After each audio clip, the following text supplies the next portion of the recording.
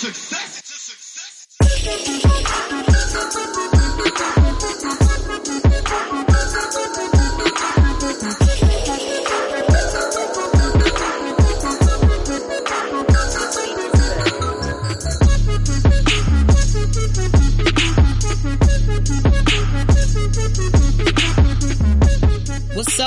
What's up?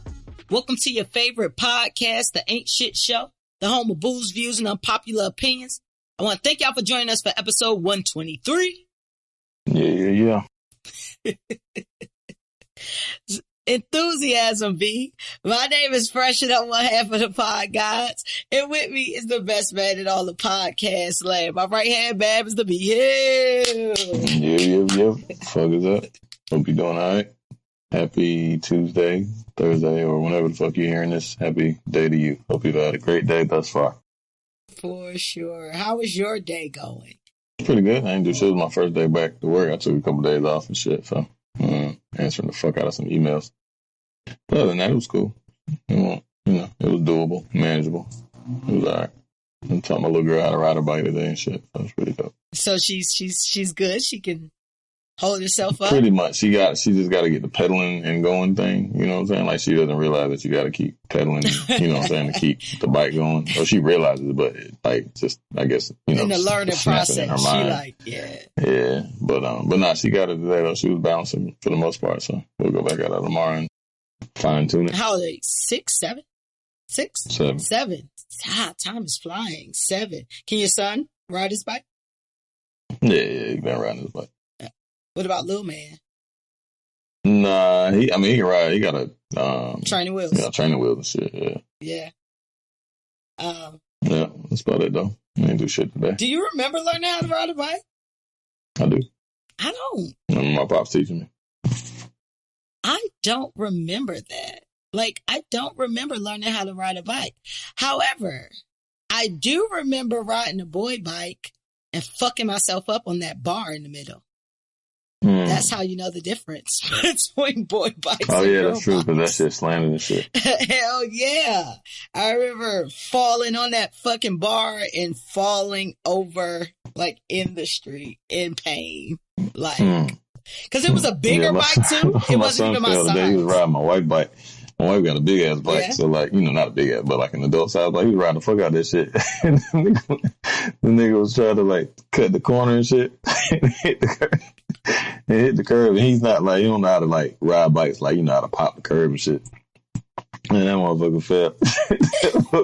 Now, see, I was like, oh shit. I was like, hold up. As soon as he hit that shit, I was like, luckily the grass is right there. So he fell in the grass and shit. Luckily the grass is right there. Just turned around. We started laughing like immediately. Funny as fuck. Do you laugh more like, are you equal opportunity when it comes to your kids and like them messing up or something like that, and you laughing like your boys versus your girls? Depends on what time of the day it is. It depends on the mess up. Like, if them motherfuckers get on my nerves, it might be a yelling. Yeah, but that shit was just funny. It just depends, because, like, some of that shit is funny. Like, some of that shit will make you mad, but then you just start laughing about it later. And then some of you shit, you just laugh off the rip. And then some of that shit, you ain't laughing worth for fuck until about 20, 30 minutes later. I remember my dad always, my brother, he's the only boy. My dad used to give him such a hard time. Like, anything, it was, like, funny. Like, he would laugh at him all the time, like fucking himself up or getting fucked up, like, I guess trying to make him tougher or whatever the case may be, or it was just genuinely funny to him. So, yeah, probably a combination. I find that funny. I was watching a video today where, little girl spent their little sister out the chair and little sister go falling over and she just instantly starts screaming like, I'm so sorry. And then she just runs off and the mom is kind of petting it. You saw that? She's petting the little girl up, but she's the little girl that fell, but she's like cracking up. Like, and when I'm looking at that, it kind of gave me that vibe like when parents just be like, these motherfuckers, like, ain't nothing you can do, like. Yeah, like, yeah, damn, man. Like, my little girl is super clumsy, so she always falling and spilling some shit. And like I made her, so I be trying to like catch myself because she gets self conscious of this shit. Like she's like, I'm so clumsy. I'm like, shit, you know what I'm saying? Like I can tell that she, you know what I'm saying, I'm starting to wear on a little bit. But some of that shit, like, god damn, man, like just a spill drink here and tripping and falling here and shit. Like, damn, man, like shit, because I be having to clean that shit up, man, or pick her ass up and give her a hug and shit. Like, nigga, like it's like, all just right. walk straight. What the fuck? And then you gotta be like. You got, you got to pet her up and make her feel like, okay, like it's okay because you don't want her to have a complex about it. But in your head, you're like, damn, you is clumsy as a bitch. Like, just pay attention. Yeah, I always like, damn, you're clumsy. You clumsy. You're always falling. And like, and I'm thinking it's really my thoughts and shit, but they just seem to come out, which is a lot of my problem. But, another diagnosis that I just came up with. Hey, cool. Is that what it is? Hey, it's the gift and the curse. Speaking your mind is the gift and the curse. Did you do anything or the same old same outside of teaching your kids? What did I do? I went to over the week. No, I was supposed to go to the beach and then on Sunday, but my mom wanted to watch the kids on Saturday, so I dropped them off and then the plan was to get up early on Sunday, but I got drunk at one of my homeboys' house and shit. His old lady her birthday was they had a little birthday cookout for her and shit, for, about 7 or 8 people. So, yeah, I got fucked up. So, needless to say, the hangover ensued, and there was no beach action. So, I ended up going to the gun show on Sunday. I didn't buy shit because I was being cheap, but I didn't. It dawned on me as I was getting ready to leave. Like, so one, it was the second day, and then so majority of shit was bought up the first day. 2, it's a super high demand on shit, so the prices have inflated quite a bit. Yeah. Because you were just talking about how you was going to buy a car the other day. You didn't want to spend the bread on a gun. I'm sure that was a lot cheaper. Yeah, nah, I didn't. Not at that point. I'm going to see it because I know another spot in Fxcks I'm going to go to over this weekend and shit and see if I can find something. Well, so, I'll be there soon. So if you know the gun spots, I would love for you to take me. I just want to say that I received my gun license in the mail the other day. Can you buy? I don't know how that works, and like I mean, it may be reciprocal. But I know concealed are reciprocal, but you still might have to if you purchase a gun from another state. They're not just universal. I don't think. I'll check. I'll check because I was looking into some of that, and I know that as long as you're going through like a licensed gun dealer, like they're licensed, you kind of are grandfathered into whatever is going on in that state. And I know with Georgia, your your license and all that is carried over. So I need to look into that. I'll look into that because I know you can buy a lot of guns and stuff online from anywhere. Yeah, they're gonna kill you too though because it's a certain charge. I learned this shit in my concealed carry charge. I don't know what the terminology is and the percentage, but it's a percentage that they're gonna take off. Because matter of fact, you can order the gun, I think, but it has to go. It has to go to a dealer. To an actual dealer. Yeah. So either way, you know what I'm saying? Like, and they gonna take their cut just on the strength of the fact that it's being shipped to them and shit like that. You know what I mean? Yeah, it depends. It depends on how much it costs. But I gotta get one anyway, like, so you kind of in a position where you just gotta, I guess, bargain hunt or whatever the case may be. I'm glad you brought up the gun show though, because I'm supposed to go to one a few weeks back and then it was canceled. So I need to look and see, has it been rescheduled? Pretty sure it has. Yeah, if motherfuckers is going to school in Georgia, motherfuckers should have a gun show. Yeah. And I don't even know if it was canceled because of that, actually. I forget exactly why it was canceled because shit. Don't seem like it's no rules. Sure. No rules in Georgia right now. Like everything is really on and popping. I was saying that those Indiana teens Indiana teen was tested positive for COVID, which had me thinking about Indiana who? A teen in Indiana. A teen. Oh, a teen. I thought you said a teen. No, a teenager. Sorry. A teenager in Indiana. And then that had me thinking, like, what is really the cutoff age for a kid in COVID land? Because it's not like it's some legal shit where, a kid is 18 or 21. That's not how it works. You know what I'm saying? So my question is, like, what is kind of that age of separation in which y'all have seen? What's the youngest you guys have seen as trending for catching COVID, and what's the oldest? Because shit, you got, and also like if you think about it, even if we were going by legal age, which I know that's not how the body works by the laws, but even if you're going by legal age, like you still have like 18, 19, 20-year-olds still in like high school and shit. Yeah. Like still in school. So I'm trying to figure out like what's the reasoning behind this encouraging kids to go to school, and Trump is still on that wave. However, his son is not attending school. Right. So, I mean, coming from Trump, that's not surprising. However, I still don't see enough data, which I guess we can say this about anything related to COVID. Not enough data to support the reasoning behind this, because now we are seeing more children catch it. And I don't know, is that due to long exposure of it, or? And I don't know. What do you think it is? I'm just living. I'm just trying to make it. I don't know. Yeah. Like, it's just, I mean, it's a fucking coin flip every other day. So it's like, nobody really knows. You know what I mean? Like they at one point they were saying, you know, kids couldn't get it and they weren't testing kids. You know what I'm saying? Like, and That's then, true. so I don't fucking know, bro. Like this shit is all strange. You know what I mean? And, just trying to do my best out of this motherfucker. Real talk. And I think I said it on this show before, but I just really wish we could find a way to just really split the country in half. Like, I really wish we could. Like, the people who don't give a fuck stay on one side, and the people who... Yeah, segregation it's a valuable thing if this was done incorrectly. Like, I'm fine with, like, the stupid going with the stupid and the smart going with the smart. Yeah. And, like, you know what I mean? I'm with I'm very fine with that. Like, I'm okay with good people being in a good area and the bad people not being there. Like, I'm fine with that. Like, yeah, that's just that. I'm all with segregation. You know what I'm saying? Segregate schools, segregate every goddamn thing. Like, y'all stupid motherfuckers. Like, segregation by IQ level. Yeah, man, y'all dumb niggas, man. I can't fuck with it. No, seriously, like split the shit up into Quarantineville and fucking I don't give a Fxcks and let everybody Nigga, go to the bubble. I seen a tweet today that said the NBA is doing a better job than the country is. Like, you know what I'm saying? The NBA is running better than the fucking U.S. government.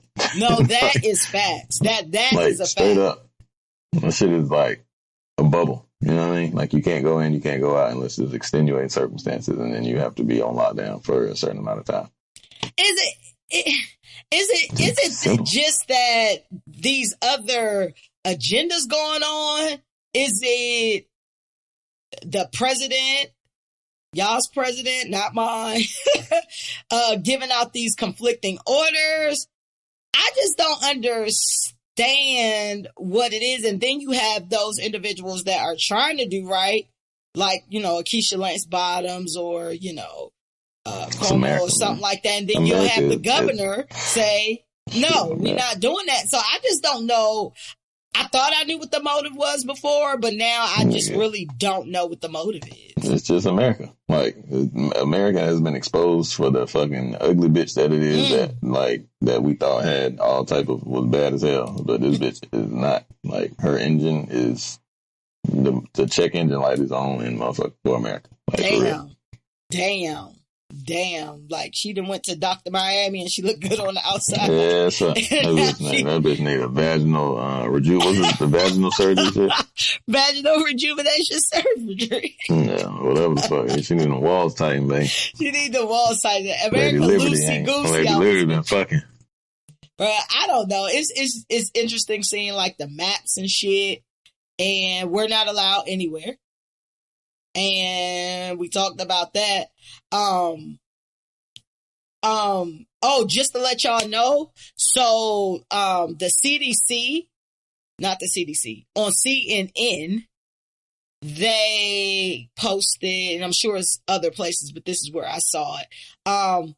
Be careful about the hand sanitizers that you're using. Over 100 hand sanitizers have been put on the banned list. What does that mean? It either means that it contains methanol, which is toxic. and can be absorbed through the skin and could be deadly if ingested. And it also means that a lot of these hand sanitizers have low levels of alcohol or isopropyl alcohol, which is the active ingredient. What is the fuck is it? So it's not sanitized. What the fuck? Like, it might be like crazy, man. good enough pre-COVID for you to put some shit on your hands and, you know, maybe eat some fries or some shit like that. But it ain't good enough to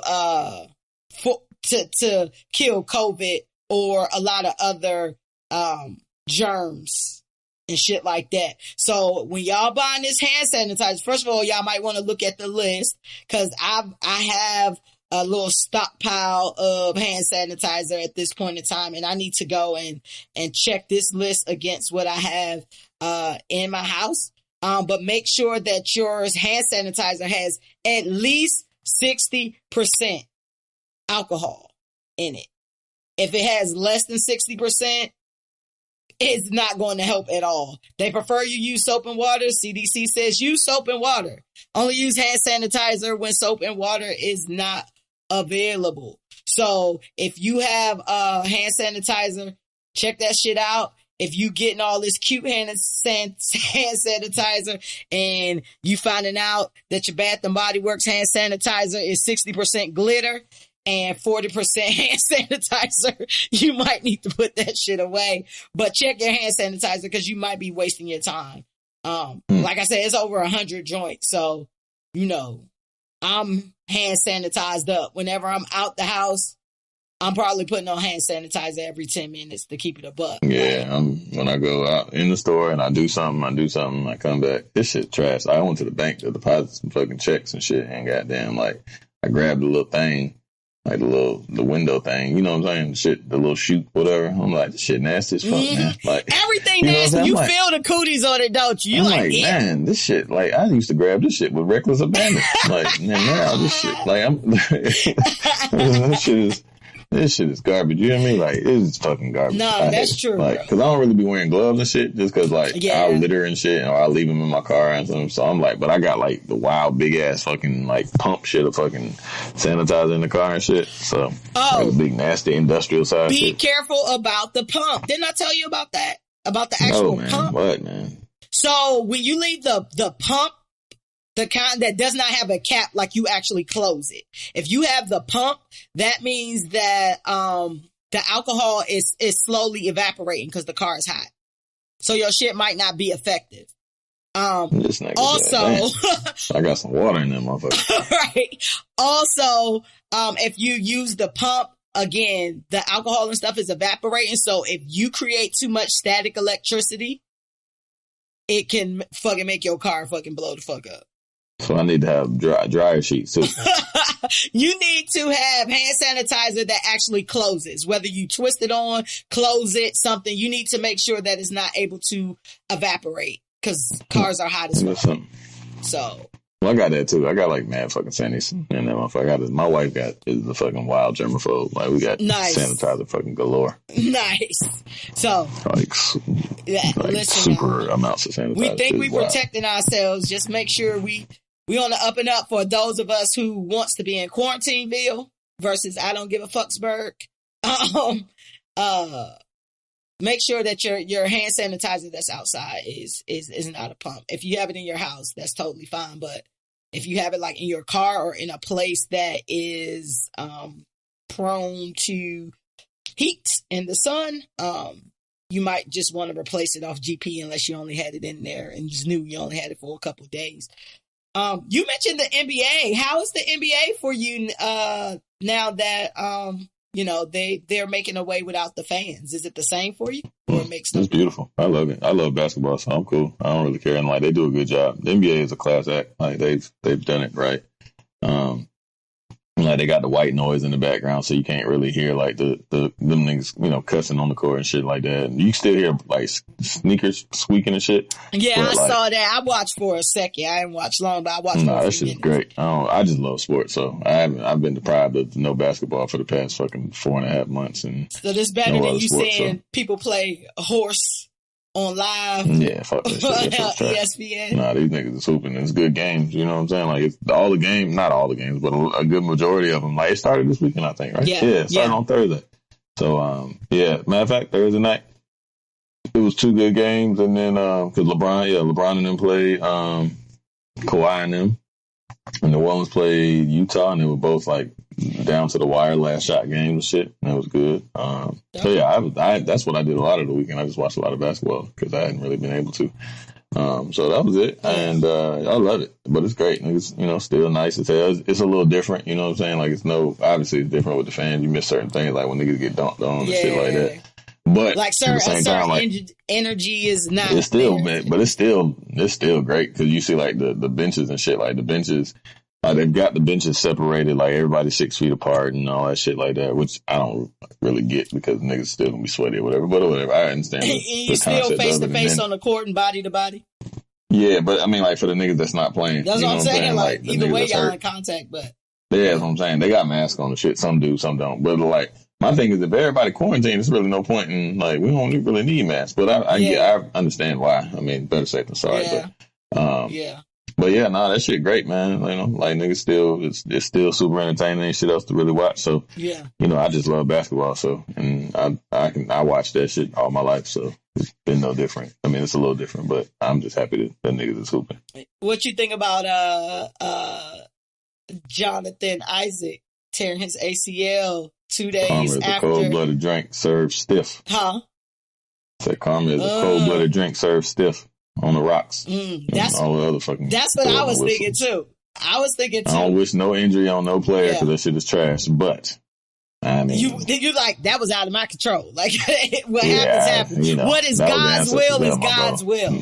That was your great grandma. Like, oh nigga, that was the ancestors for sure. So for you guys who may not know the backstory, Jonathan Isaac was the first player to not kneel. He's black. And he didn't kneel. And he didn't feel like wearing a shirt either, did he? A Black Lives Matter t-shirt. Nah, he said that it was bigger than him kneeling and wearing a shirt, which I get, but at the same time, he's still black. Like, it is bigger than that, but that's what we're doing. You know what I mean? Like, that's a part of it. He tied it back to, like, his Christian beliefs and things like that, but he still didn't make sense to me. Like, it didn't make sense to me. He's 20 fucking years old. Like, he's 21. He don't know shit about shit. That's what I'm saying. So, like, if you 21, I would think you would be more apt to go with the crowd than stand out because this is something positive, right? Like, it's not. So he's just a fuck nigga. And then there you go. You out for the rest of the season, probably. Yep. So it's him. He definitely, I don't wish bad on nobody. I ain't that type of, majority of people, but, it was coincidental than a bitch, Yeah. And, I just feel like I personally don't see the downside. Like, all you gotta do is kneel as you make millions of dollars and you support the cause and you're black. Let's get rid of the fucking national anthem. I'm with it. Like, that shit, we know that the third verse was cut off because it was about slavery. So clearly this isn't the most, historically positive song that we can do to represent our country. Even though, I mean, it does kind of tie and coincide with what the country is. Racism is as American as American. I don't know if it should be celebrated. Like, I don't know. I tweeted that the other day. I was like, so why don't we just get rid of the national anthem? I think we should. Like, I'm with you. You see what I'm saying? Like, that shit would, like, that would solve a lot of problems. Especially if y'all don't want people kneeling and shit like that. Right. Like, I'm talking about together. We need to redo the national anthem. Like, that shit we need a new song. Who should produce the national anthem? That is a good question. I don't know, man, because I wanted to kind of be smooth. I don't want no, I mean, it could be a rap. I don't know. That's a good question. Who would I get the fucking? I don't know. It should be like a trap national anthem. It should be something. I don't even want to trap. I want like neutral. Some fly shit, like some fucking like some cold blooded like R&B shit, like some smooth ass. You know what I'm saying? Like Chris Brown do some crazy shit or some shit. Like, I should do some hard shit, like on some You know what I mean? Like, yeah, I don't know. That would be very interesting. I would probably go with maybe like I'm trying to think of producers who have like these big like commercial hits that all the races like. You know what I mean? Like maybe I don't know, like maybe like a Dr. Dre or Lil Jon, fucking Dr. Dre. It's mad. I mean, we created cool, so everything that's cool is fucking us. You know what I'm saying? Very true. Very true. Charles Barkley was saying that players shouldn't be vilified for not kneeling. What did you think about that comment? I understand what he's saying. Like, if you don't want to kneel, you ain't got to kneel. But, I mean, you should be vilified because considering the circumstances. Like, It's not just, you know what I mean? Like, it's not just like, just a regular day, even though, I mean, this is, again, is American is fucking basketball and or apple pie. Yeah. But at the same time, I mean, it's your right to not kneel and it's your right to kneel. So, I mean, but it's your right to, I mean, you have to, I feel like you are able to do whatever you want to do, but you also got to understand that when you do whatever you want to do publicly, people will assert their opinions. Now, it's up to you whether you care about people's opinions or not. Yeah. You know what I mean? You're going to be scrutinized one way or the other. You know what I mean? And you're going to be asked the question, just like when Cap knelt and, they were like, what's the issue? Or why are you doing it? Then obviously all this comes about. And then when Chris Isaac did it, he got questioned about why he didn't do it. So, you know what I mean? It's going to be scrutinized one way or the other, especially. So it's like anytime you're going against the majority, it's always going to be some type of question, right? So it's just, I mean, if you're willing to deal with it, you know what I mean? Yeah. Like you said, karma dealt with him. But I just, I think about like different like world issues and shit, right? So what if our whole thing right now was like, which it is a issue as well, but like, what if we talking about like pedophilia or sex trafficking or something like that? Something that has no color. You know what I mean? Like, would you be like, nah, I don't support that. Like, I don't support stopping that. Like, it just seems weird to me. Like, why wouldn't you? Like, why would you be okay with what's going on? Or, like I said, my whole thing is like, our ancestors had to deal with a whole lot more than what we're dealing with. Even though our problems are our problems and they're significant, and it's taken us 400 years just to get to this point, I feel like they had even less protections in place that we have. So all you got to do is kneel, and you black. Like, that's all you got to do. He black too. Like, you got black. Like, he black, blue, black type shit. Like, he hair black. You know what I'm saying? Blurple black. Like, black. Oh, monitor screen face ass. That nigga's black. Monitor screen. No, I just find it crazy. Like, especially for a black person. Like, I don't understand. Like, you're blessed to have made it to this age alive. Like, I don't even care how privileged you are or where you come from or who your parents are. When you out in these streets, these cops don't know who you are or what you do or your ability. Like, you just black. And even if you riding around in an expensive car, like, it's a problem. Like, I think I talked about on this show where Niecy Nash was talking about her son got pulled over. And the cops asking him, where'd he get that car? Not knowing that his mama got paper. Like, I don't know, man. Like, I really don't understand why wouldn't you support something like that unless you don't support it. Either you support it or you do. It's really not a middle of the line. Like, you can't sit in the middle. Right. Like, you either with or against. And then if you are against, get the fuck out the way. Like, period. Pretty much. I watched the Master P docuseries, the first episodes of that. That was shit was dope. That shit was dope. That shit was super dope. P started a label as like a backup, and he wasn't even a rapper. and listed his siblings that were not rappers as well. That nigga is amazing. He's one of the greatest of all fucking time. Like by far, super, like, that shit is crazy. That nigga's amazing. Shout out to P, man. Like, he's super inspirational. I forgot all about, like, Mr. Servon. I remember all them niggas. When Master P came up, the guys that we used to hang with in high school, loved fucking Master P. So that's all they used to play, like, all the time. And, you know, I'm from DC, so people wasn't really on Master P like that. Right. However, this group of guys, like, shout out to Ron and Vaughn and all of those guys who just loved the Master P. But that's how I got put on the Master P. I feel like if I didn't hang with those guys, I probably wouldn't know as much about Master P. And then, you know, when I got to college, of course, went to college in the South. So, you know, it was bumping. But I don't think I would have known, like, initially, Mia X looks good. Like, she looked younger now than she did then. Yeah, definitely look good. I was like, look at Mia. Mia was nice. Mia was nice. Her and Mystical was the hardest niggas in fucking No Limit. Oh, 100%. Soulja Slim was too. But yeah, Mia X was hard as fuck. Like, she was one of the hardest. Fiend was dope too, though. I came from Fiend. Fiend was hard too. But Mia X don't get her props like she should in the female rap conversation. For sure. Like, she was Southern hip hop. Like, she was the first Southern hip hop artist, like, that as a woman that I can remember. Mia X, Rashida, Shauna. I feel like none of those women get their Trina. Super nice. They don't get they're never brought up in the conversations when we're talking about specifically female rap.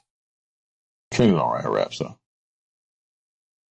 But, however, Trina has withstand everything. Trina is the only consistent rapper since the early days. Trina been doing this for 20 years. That's true. And you really can't name another female rapper that has been relevant for 20 years. That's true. So I feel like Trina does not get the props that she deserves in the female rap competition. Now, not talking about, you know, lyrics and things like that. I'm just talking about pioneers of female rap. That's a fact. You know what I'm saying? I definitely get that up. You're right. No, and I apologize. I mean, I think what for Trina though, like her music just isn't good anymore, and it hasn't been good for a very, very long time. Yeah. But she's withstood despite, you know, like, and if we wanna keep it a buck, Trina outlasted Lil' Kim. Oh hell yeah, for sure. You know what I mean? And Lil' Kim had fire. I was listening to Lil' Kim. I don't know if I mentioned this before, but it was probably like 2 weeks ago. I was listening to like hardcore and shit. And like when I listen to it now versus listening to it when I was young, I was like, yeah, Big Bro, all this shit. All that shit. Big Bro, all this shit. Like listening to what she's saying, the flow, you know what I mean? The cadence. I was like, yeah, Big Bro, all this shit. And then some of the shit that she was saying, like being a grown woman now and listening to this, I was like, yeah, that was written from a male's perspective. Like a woman wouldn't say that from her perspective, the way they would say. Nonetheless, shit was fire for sure. Yeah. Big was amazing, man. Big was amazing, but I feel like so was she. Don't give Lil' Kim props for performance. No, put the lighters up. Like that era after Big passed, and he was clearly no longer. She had ghostwriters though. Yeah, she definitely had ghostwriters. Mano was writing her shit and all that shit. But I mean, you know, performance is what it is though. Like for what it's worth, like she performed. Like you still have to be able to say that shit. Like think about Puff fucking Benjamin's verse. Like Jada wrote that shit, and like listening to the actual verse. If you rap it in Jada's verse or Jada's voice, this shit is ridiculous. But Puff is not as hard because Puff just got like a lot of rapping is voice. Like a lot of people, like that's why I said when I had appreciation for Jada when I watched that versus battle, because I'm like, yo, this nigga has the perfect voice, perfect rhymes, like perfect cadence on the beat. Like a lot of that shit is that, because like I said, Puff, he wrote mad Puff shit. He wrote, you know, Dr. Dre wrote Jay-Z shit, like, and you can hear it, but it's still like if Jay would have said it, Jay-Z wrote like Dr. Dre shit. Yeah, that's what I'm saying. Like, he just wrote Still Dre. I don't know if that's what I said, but that's what I meant. But he wrote Still Dre, and I heard that song. I just wanted to make sure they knew what you meant. Right, yeah. Like, I heard that song the other day. I'm like, Jay would have like smoked that shit way better than Dre. And Dre did a great job, but it's just the difference. Like, when, you know, you can write for somebody versus writing for yourself. Like, I mean, it's like The Dream. That's why I don't really care for The Dream's music. Like, I don't like his voice personally, but he can write great music. You know what I'm saying? I just like Sean Garrett the pen. Like when he tried to do his thing, that shit was trash. But I love Sean Garrett and The Dream. You know what I'm saying? I like that music. Nah, that shit was trash. Love Sean Garrett. I love The Dream. I love Neo. I love Neo's way Ty better Dolla than Sign. I love. He's way better than the niggas. Like artist wise, they have better voices. Yeah, I'm talking about artist wise, because all of these guys can fucking write their ass off. Like no doubt. Sonically though, I can't get with Dream. Like it's just he can't sing, man. Like that nigga can't sing. Dream. I love The Dream, and I hate the way The Dream looks. He's so fucking funny looking to me. He is a funny looking nigga. But Neo is funny looking too. Ty Dolla Sign is funny looking too. Sean Garrett ain't that not funny looking. So that nigga is funny. He's an ugly man. Maybe you gotta be funny looking to write a dope ass song. I guess. Cause like off the top of my head, those are like my top like relevant. Ty Dolla don't look as funny as the rest of it. He be painting his nails and shit though. Ty Dolla kind of look like it's because he got colored eyes. Like motherfuckers on the low, like that colored eye shit make you look weird. It depends on how your face eyes looks. And shit. You said what? So it depends on how your face look. Because colored eyes can also make you look a whole lot better. And it also depends on your skin tone too. That's some of that true. shit is blend. You be blending in and shit. It's like what the fuck? Your whole shit is hazel. Your skin like hazel. A little slivers of white. That's it. God damn, fucking weirdo face. Yeah. Hazel complexion, hazel eyes. Oh, fucking hazel eye teeth. Complexion face. You know, fucking eyes the color of your skin. That shit is weird. No, that is true. That is true. Because Ty poodle, Dolla kind of look poodles. like that. Ty Dolla always looked like he could be like in 2 Chainz family to me. They got that whole Alien from Men in Black face to me. Like, I can see it. It's because they long ass dreads and shit, and it's like cascading down they fucking. Nah, it's a lot of niggas with long dreads. I think it's they long ass faces and these eyes. Like they got these bubble eyes. Aside from his eyes being light, I don't know. They both funny looking to me. And then Sean Garrett and Neo and The Dream.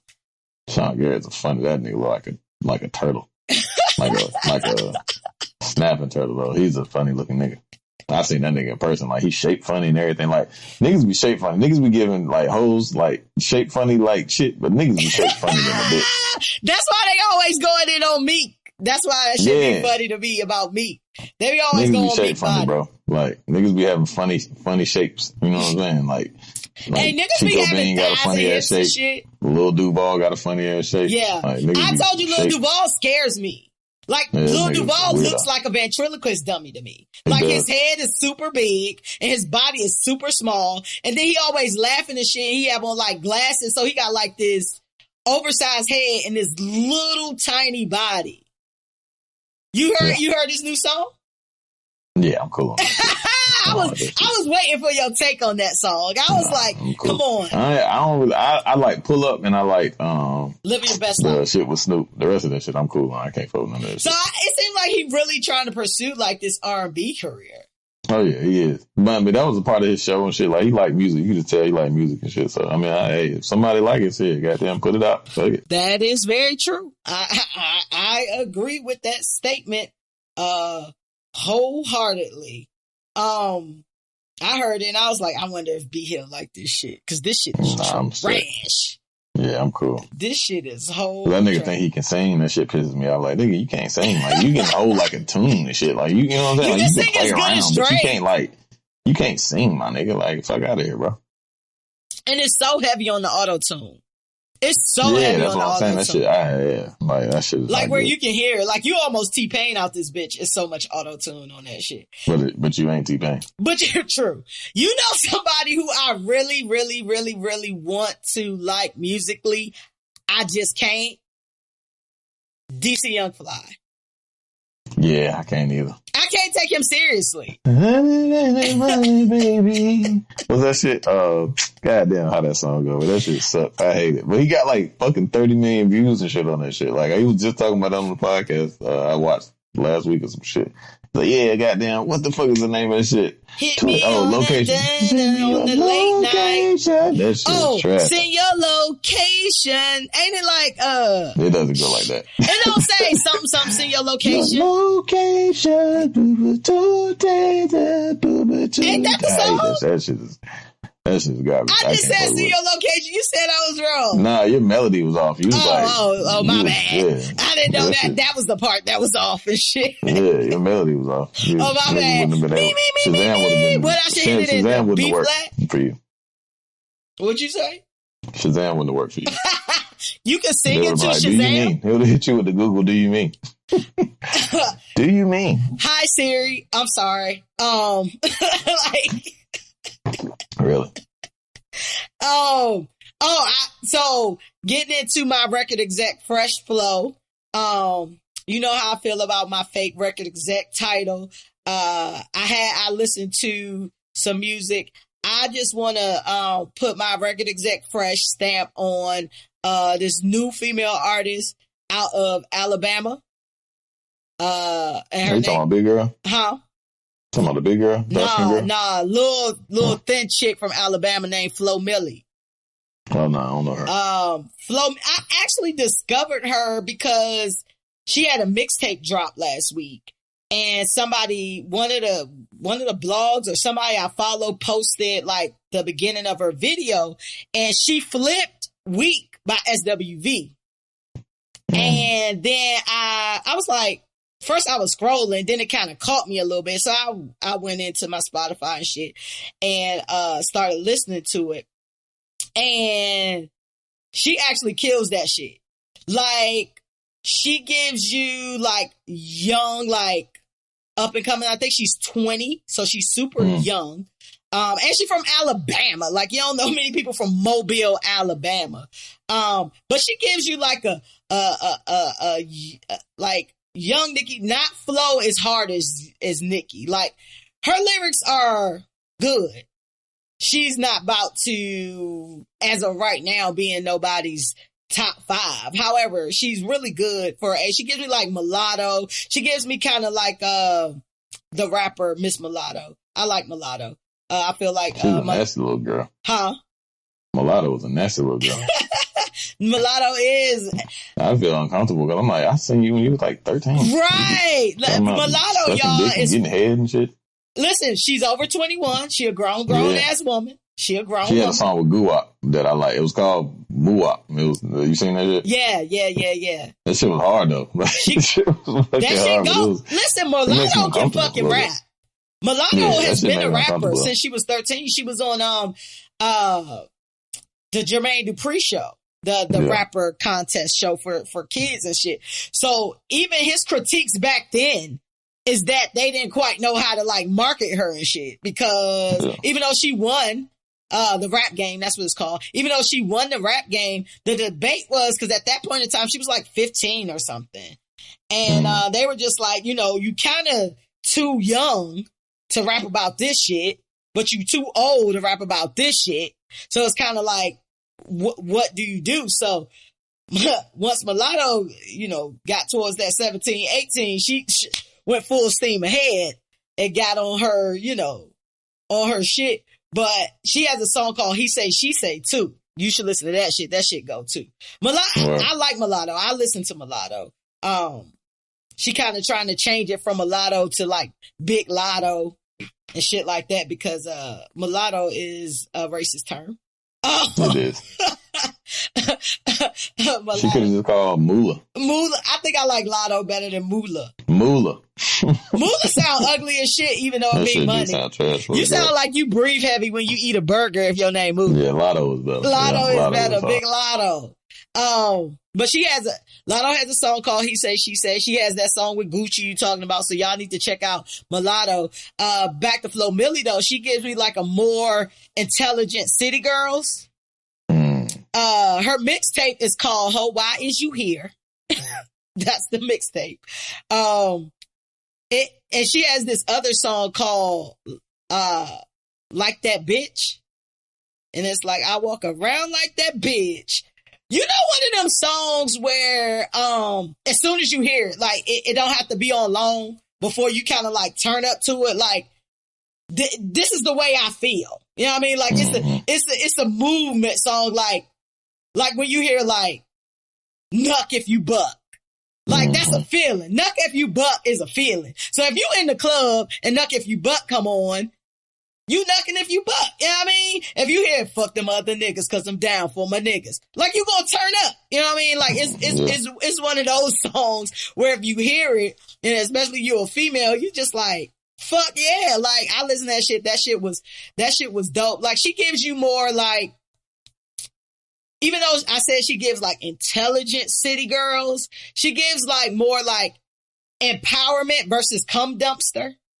Right. You know what I'm saying? Like, you can tell, like a Meg, like, that's what I like about Meg. Even though she talking about fucking and shit like that, it's more so like she's in charge of her sexuality versus being just an accessory to some nigga's dick or just saying what, you know, people want to hear and shit like that. She about her bread, and she got like IG worthy quotes. Once the clubs open back up and going out occurs, or if you're already in that vibe, I feel like it's great music that women are going to get dressed to and before they go out. And it's going to make some great captions. I don't know necessarily about, you know, I think you could appreciate it, but I know probably on your end, it ain't going to be something like you going to be bumping like that. But I want you to listen to, Weak. It's called Weak. The flip she did by SWV. Her voice sounds, that my other critique is her voice sounds almost like she's 12 though. Like, her voice sounds really, really young, even though she's an adult. I was like, dang, if I took this song, same lyrics, same beat, everything, and put like Cash Doll's voice on it, like, it'll go even harder because it sounds like an adult. But you know, once I guess her, voice changes a little bit, like, it's gonna be, super dope. So check out Flo Milli, young girl out of Mobile, Alabama. I would definitely, recommend it. It's a vibe. I kind of like Sweetie's Tap In now. I told you I didn't like that song. I think it wore on me. The I ain't listened to tap in, the one she did from Blow the Whistle. Yeah, I know what you're talking about. I just haven't listened to it enough to. Yeah, Sweetie. Say if I like it or not. Sweetie looks a lot different. I was playing some music and Tap In came on, and right after Tap In, Icy came on, and like now I'll be like, damn, Sweetie fine. But Sweetie right. Back when Icy came out like less than a year ago, Sweetie done had a lot of work. Sweetie done been to Dr. Miami for sure. Like, yeah, that bitch fine. Sweetie is fine. I just don't be knowing who none of these hoes is. Like it's, you know, like Queen Naja. I wouldn't know Queen Naja if she walked past me. Like, I just don't be knowing. Recognizing Queen Naja, so I feel you. I don't be knowing, like, all these girls, a lot of them look the same too. Like, you know, they light skin, black hair, long eyelashes, shit like that. Yeah, standard.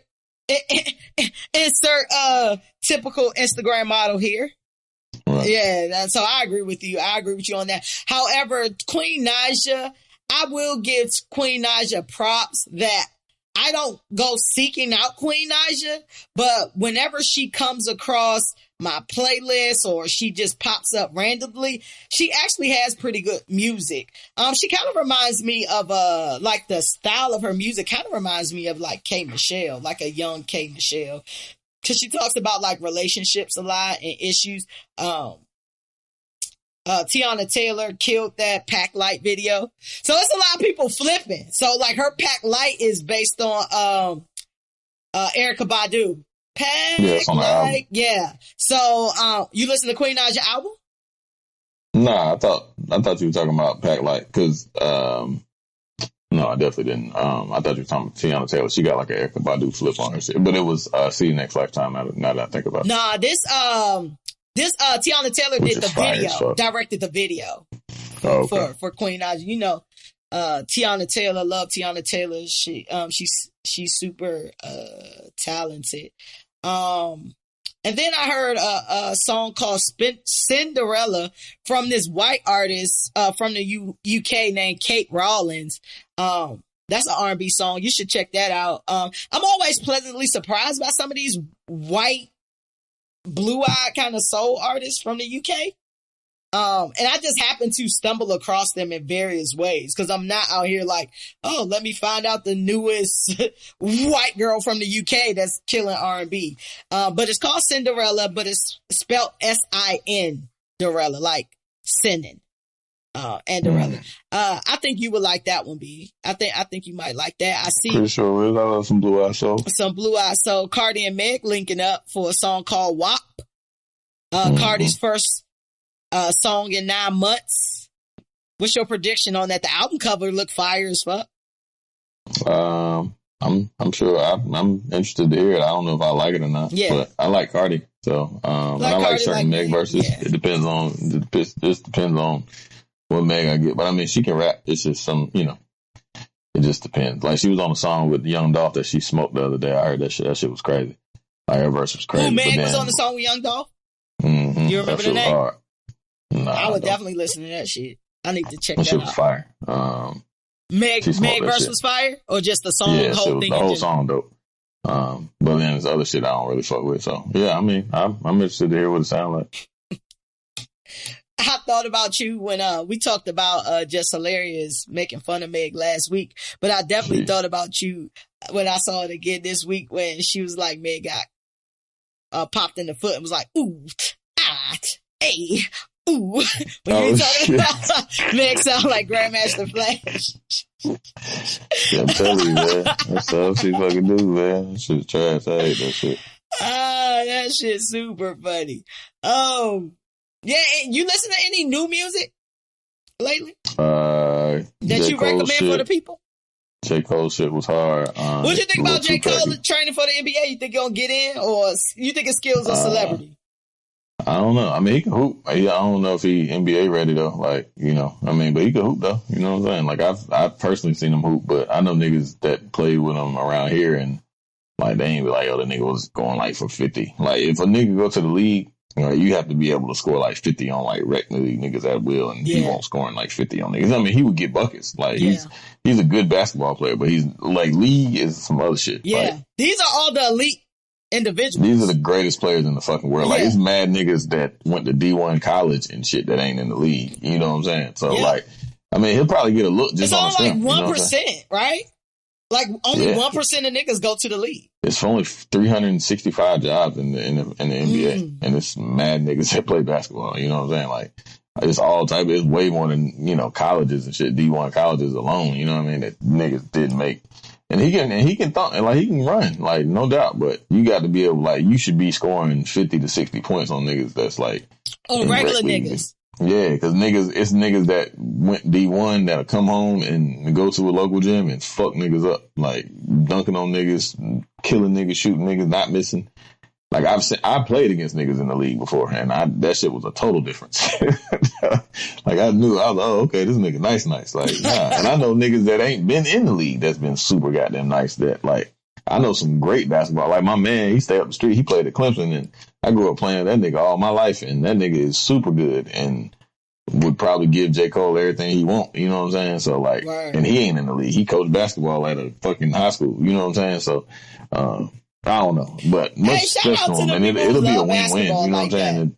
Detroit trash, so they need some type of love and looks that way either way. So, because I heard Davies was on some shit, and Davies played D1 ball. You know what I'm saying? Like, he played for the University of Richmond and shit. He was like, "Yo, if that nigga go to the league, he was like, I know for sure." He was like, I will, if I hear that he's in the league, I will quick rap and I will be in the league myself. He was like, cause I know, he was like, and that nigga could be nice. He's like, I never played against him. He was like, but I know for sure. Like, if that nigga can get to the league, I'm definitely going to the league. Cause Dave, like 6'5", 6'6". You know what I'm saying? He played, like I said, played D1 ball. He was nice. Apparently, like, nice enough to play D1 ball. I didn't know he was that tall. Yeah, he like 6'5", 6'6". That's what's up. It's not a lot of tall rappers. I didn't think he was short at all, but I didn't know he was that tall. I would have gave him like big. 6 feet. I didn't know he was that tall. Hell no, he big as shit. He like the game size.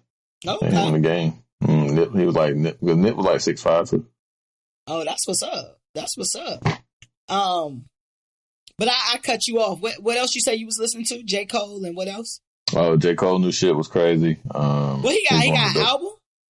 Some type of mixtape? Two little 2-pack that came out. Oh, okay. And then that was crazy. I liked Benny the Butcher just dropped some new shit. Him and his squad, BSF, Black Soprano Family and shit. That shit was dope. I did listen to Brandy's album. I didn't really care for it. It's a couple songs towards the end that I really enjoyed, but the first part of it is like really eclectic and weird. So I didn't like that. But her voice and her talent, her voice is just amazing. Like she has one of the most soothing voices I've ever heard. Like, and she's so talented with what she can do. Like the voice control that she has is pretty much unmatched, like on some real shit. Cause just like on the last like 4 songs, she was smoking that shit. So I like those 4 songs, but for the whole album, I was cool. I didn't rush to listen to Brandy. Her last few have been kind of duds for me, but I will put out an album in like 3 years, 4 years though. Yeah. She only got 7 albums, which is wild. It was a wild stat to me. Yeah. Like since she's been out since '94, she only got 7 albums. Yeah, I think after like the first 3. Yeah, pretty much been cool. Never Say Never is one of my favorite R&B albums of all time. For sure. That's one of my shits. I love that shit. I fuck with Brandy. I talked to somebody who it was like said they didn't like her. Type shit. What'd you say? You said what? What'd you say? I said I was just talking to somebody who said that they didn't like Brandy and Brandy couldn't sing. So yeah, they're a weirdo. I'm debating on no longer being friends with them. Yeah, because honestly, you have bad taste. They make terrible. If you listen to this, you know who I'm talking about. Yeah, you're a weirdo.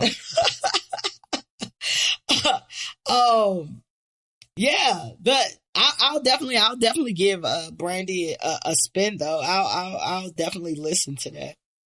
She got like 4 joints that Timbaland produced towards the end of the album. It's crazy, and she just like her voice. Like, the shit she was just doing really won't fair. Like, motherfuckers cannot do that. Like, motherfuckers cannot do the shit she does. Like, she is super fucking talented in terms of voice. So I think that shit kind of, I don't know. Shit was great. I mean, like, those songs were really good. The other parts, it was Solange-esque. Like, it was kind of, artsy and cool. I guess when you're rich, you can do whatever the fuck you want. Yeah. But. Yeah, I get it. True. Brandy and Monica, who was you going for in a versus battle? Monica's gonna smoke Brandy. Really? I was surprised you just went that route after you just gave so much praise to Brandy, which all Brandy's praise is song-wise, like Monica can't sing as well. Monica can sing, but she has more of a powerful voice. Like, I was about to say Monica can't sing. We was about to have a whole fucking Monica can't sing to the level that Brandy can, just in terms of like different octaves and just all the shit that she can do with her voice. But Monica's voice is much stronger and more powerful. Yeah. Her music is just 10 times better. Like Monica, I've seen Monica in concert and I was like singing like a motherfucker and I was thoroughly impressed. Like, I saw Monica a couple years ago and her voice is still, she has not lost a step. Yeah, it's so layered. Her shit is like it's just like more powerful. Like it's like along the lines of like a, Gladys Knight or something like it's just so more sultry and shit. But like Brandy has this, I don't know, it's just this fucking uniqueness, yo. Like that shit. She has more of kind of like the whisper voice that can go into. She can do it. Yeah, her shit is amazing. She can go big. She just can't go like church big. She can. She definitely can. But she can go low and she can go like high. She can do mad shit. Like her shit, like the way she records her music is like, I'm a studio nerd. Like I used to be in the studio a lot with people that record music. So I understand like how people record music, and that's a skill in itself. Like to understand like how to lay your music and layer it and do all the different things that the components of a song. And like, if you listen to a lot of the parts of her music and how it's recorded, D'Angelo was really good at that too, as well as Maxwell, like how they recorded, and fucking Beyonce. Like Beyonce, despite being written for, she knows how to lay her shit, which is a fucking art form in itself. Especially, and then have a good engineer, obviously. But yeah, it's just the things that she's able to do, like sonically and recording wise, that is just not a lot of people can do, and I don't know, it's just matched. But to a versus battle, Brandy is getting her boot smoked by Monica. Like it's gonna be bad. Yeah.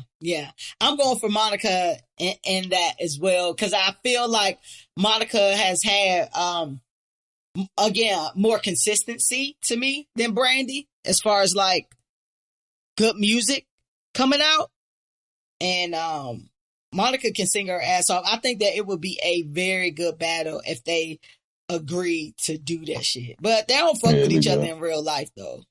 Brandy said she'll do it, though. Like, she said she was with it, so it's really on Monica. Monica don't fuck with her. Yeah, Monica don't fuck with her. Monica don't fuck with Brandy at all. But it seems like Monica probably got more shit going on than Brandy anyway, where she can just be like, I ain't fucking with that shit. Like, I don't need that. Because it would have been good. Everybody, it ain't that you don't need it, but shit, like, everybody that do it, like, they get crazy boom and streams and shit. So, like, you can say you don't need it, but nigga, ain't nobody doing no shows. Fuck, like. True. Shit, you crazy as hell. Like, everybody, like, you getting fucking millions and millions and millions of views to think, like, even when she had the fucking, one of them, the So Gone Over You challenge, like, her fucking streams went crazy over that. Like, it was you know what I'm saying? So, fuck that. I would do that shit. I don't give a fuck about you. I'm doing this shit for me. You know what I'm saying? Like, we about to put a playlist together for 20 songs and let me do my thing, and ain't nobody doing shows. Like, even if I don't get paid for that, I'm about to get crazy upswing on my fucking music. You know what I'm saying? On these streaming platforms and shit. So, what you think about these niggas who, not about to do a versus battle because they said they, like Chris Brown said he's not going to do one unless he does. I hate that because I would love, Chris Brown is my favorite fucking artist, like, damn near of all time, if I can keep it a band. Like, when I think about it, like, I love that nigga. Like, that's my nigga. You know what I'm saying? Like, just pure entertainers and music, like, niggas.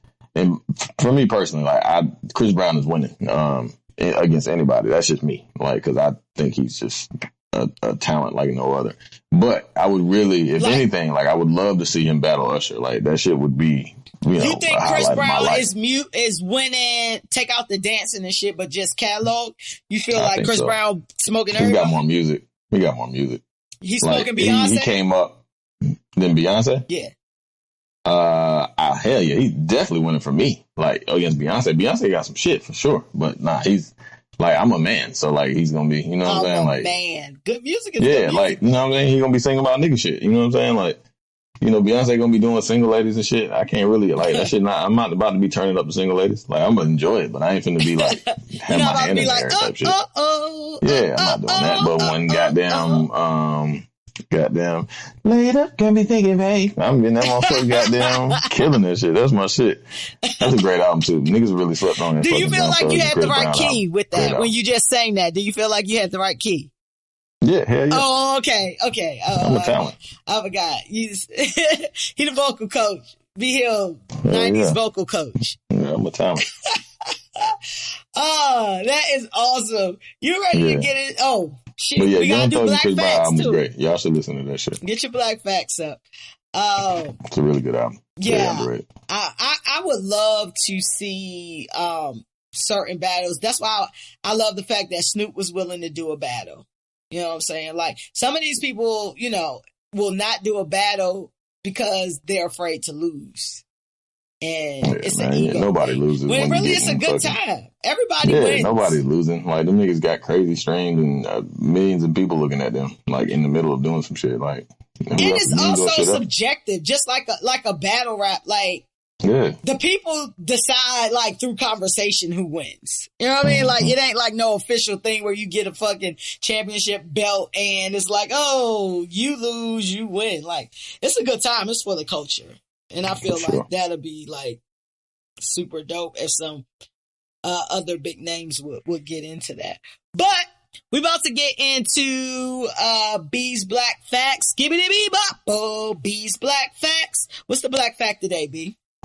On this day in 1936, Jesse Owens wins the long jump in respect in Germany. On this day, American Jesse Owens wins gold in the long jump at the Summer Olympics in Berlin, Germany. It was the second of 4 gold medals that he won in Berlin as he firmly dispelled the German Führer. I don't know what that means. I guess dictator or some shit. Adolf Hitler's notion of the superiority of the Aryan master race for all the world to see. So that's, he smoked it. If you haven't seen the movie of Jesse Owens, it's a really, really, really good movie.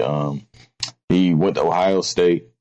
He smoked everybody in Ohio State. Like, he beat everything, and then he ended up, like, getting his, he became touted as the Buckeye Bullet, and when he beat Michigan, and like, Jesse Owens is a track star. Did I not say that?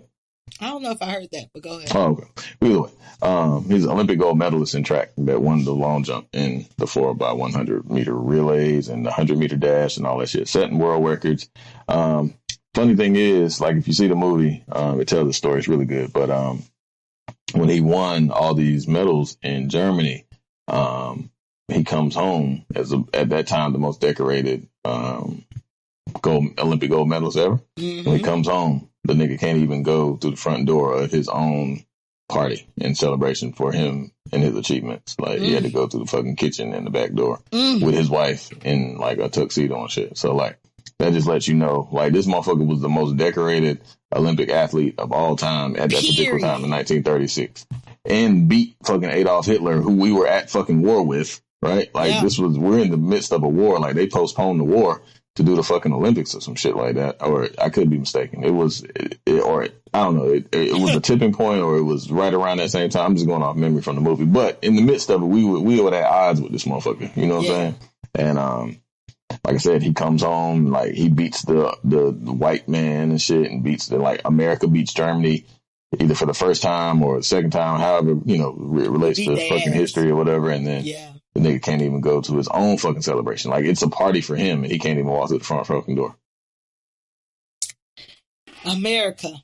In the U.S. Capitol, like, I think it was in the United States or some shit. I mean, not the United States, but in D.C. or some shit. I don't know, one of them halls or whatever. But yeah, man, shit crazy. So yeah, that happened today. Awesome. Almost 100 years ago, which is crazy. 100 years ago? Almost 1936. So damn, that's a grip ago. That's like 84 years ago. Is that 84 or 94? 84, right? Yeah. Sounds about right. Let's go with that. Yeah, 84 years. Yeah, because my granddad was born in 22. So yeah, that's about right. Yeah, 84 years ago. That shit's crazy. And we still fighting. To get through the front door. That's a fact. But go watch the Jesse Owens story. Show your kids that shit. That shit is really, I don't know where it would be, but find it somewhere. It's a really good story about Black greatness and, you know, us overcoming the odds, and just another heroic story of superheroes dressed in gear that has USA on it. Gotcha. Shout out to Jesse Owens and his strides, and, you know, every step helps us get closer. And happy birthday to Barack, too. True. Happy birthday to 44. You're still my president in my mind. I seen this little bitch on Twitter, and it was like, Complex was like, happy birthday 44, like, comma 44. And the bitch was like, oh my God, my boyfriend is older than Barack. I said, bitch, the 44 means the 44 president. You stupid fucking shit. Like, Barack ain't no goddamn 44, you stupid shit. It was a girl that does the Horrible Decisions podcast. I always see it's still podcast right there. I just can't get with it because I consider all them bitches kind of dumb. And what they say I can't really get with. That's why I don't really listen to fucking Angela Yee shit either. Because I think the L'Oreal and all them bitches, I feel like they dumb. L'Oreal's funny. Like, L'Oreal has a comedic wit. The rest of them bitches I'm cool on. But L'Oreal I can listen to. It's just her. The only thing about L'Oreal is her fucking voice and shit. Her voice is trash. Yeah, but she actually she's got good timing. Like, she's actually pretty funny. I've listened to a couple different things that she does. Like, cause she on not the Ricky Smiley shit, but the head crack or whatever. So. Oh yeah, I think I did see her. I said, oh, L'Oreal got a new job. I didn't know that. Yeah. That's what's up. Yeah, that shit dope. It doesn't hurt when your best friend's like one of the nationally syndicated radio hosts. Right. So, yeah. I mean, if my friend a nationally syndicated radio host, I need you to look out too, sis. Preach. Sure. Preach. We should look out for each other, even though I hate your voice and I think you dumb. I still want, you know what I mean? What's she Puerto Rican? Dominican? She ain't black, is she? She's something. She's something. That shit is fucking crazy, man. That shit is awesome. That's my shit. I love that shit. That shit is great. Hey, Yachty killed that shit. That nigga stupid. Yachty, listen. Yachty looks like, if you don't have a woman in your family somewhere that looks like Yachty in them Bayangs, I don't even know. Every black person got somebody in their family that look like that. That nigga shouldn't look like that. Facts. Yachty should not look like that. I think Yachty gay though. Do we think Uzi is gay? For sure. Oh, okay. Because I'm like, ain't no way you think Yachty gay and I think Uzi is gay. Yeah, Uzi be sashaying and shit and like switching his hips and shit. Definitely sweet. And Uzi is like that micro gay size. Like you so little, like he like a little teacup Yorkie. Yeah, like like a little teacup. And he always like, I don't know, something about him is very like gay and childlike. Like he seems like a 14-year-old gay boy. Like he's like super small and like super like, hi guys, I'm Uzi. Like he finding himself type shit. Shout out to Uzi. Like he just, I just don't understand why I like boys. He should. Yachty just not Yachty. Uzi just had a birthday, and Uzi turned 25, I think. And it was interesting to me only because I remember a couple years ago when Uzi said rapping after 25 was lame, and you niggas is old and washed, and you shouldn't be rapping after 25. 25 sneaks up on you. Wait till 30 hits you, Uzi. You're gonna be like, damn, I was just 25, now today I'm 30.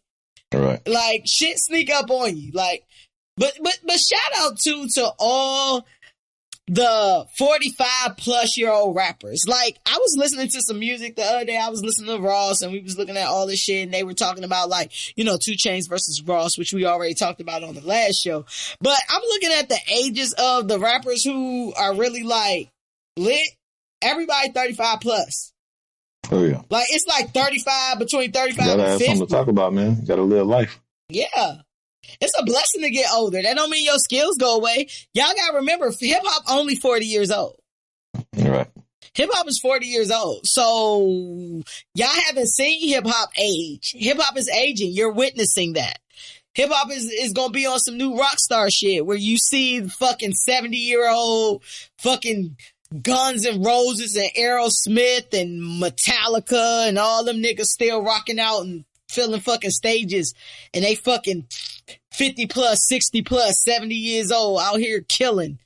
That's how hip hop gonna be. As long as I feel like you should use your craft as long as you can use it. Period. Yeah. Like, and then even if you're not considered like the biggest rapper at the time, the catalogs these niggas got, they can make money forever. You can always tour. You can always tour. But that was just my shout out to 40 plus year old rappers. You ready to get into little shit? Let's do it. Little shit is our pop culture segment where we talk about all the fuck shit on your timeline. You're not sipping today. Did you get in the car and smoke a little ganja today? I'm actually drinking a beer. Oh, really? I didn't even notice you was drinking that shit. What kind of beer are you drinking? Summer Shanty? Red Oak. Oh, Red Oak. I am actually drinking peach, Deep Eddies, vodka, and tonic. So I'm trying to cut calories. So I've been going with diet tonic. And to me, diet tonic only works with a flavored alcohol. So to me, it tastes like soda. So it's tricking my brain. So just drink the liquor by itself. Because I can't drink as fast. Like it's more of like a sipping. Like I could just drink Jack, and I do drink that sometimes. However, like I'm trying to, I don't know, like I'm trying to feel like a buzz and shit without having to go every time I drink it. Just take a shot. Just take a shot and then sip. A shot. Very true. Very true. A shot then a sip. I will deploy that method.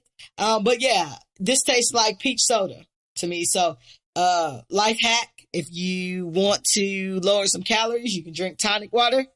Has the bubbles, and you put in flavored vodka. I know you like that cucumber shit by Kevin One, I think. I don't know if that would taste good, but that shit is great. You really, no, I'm talking about with tonic.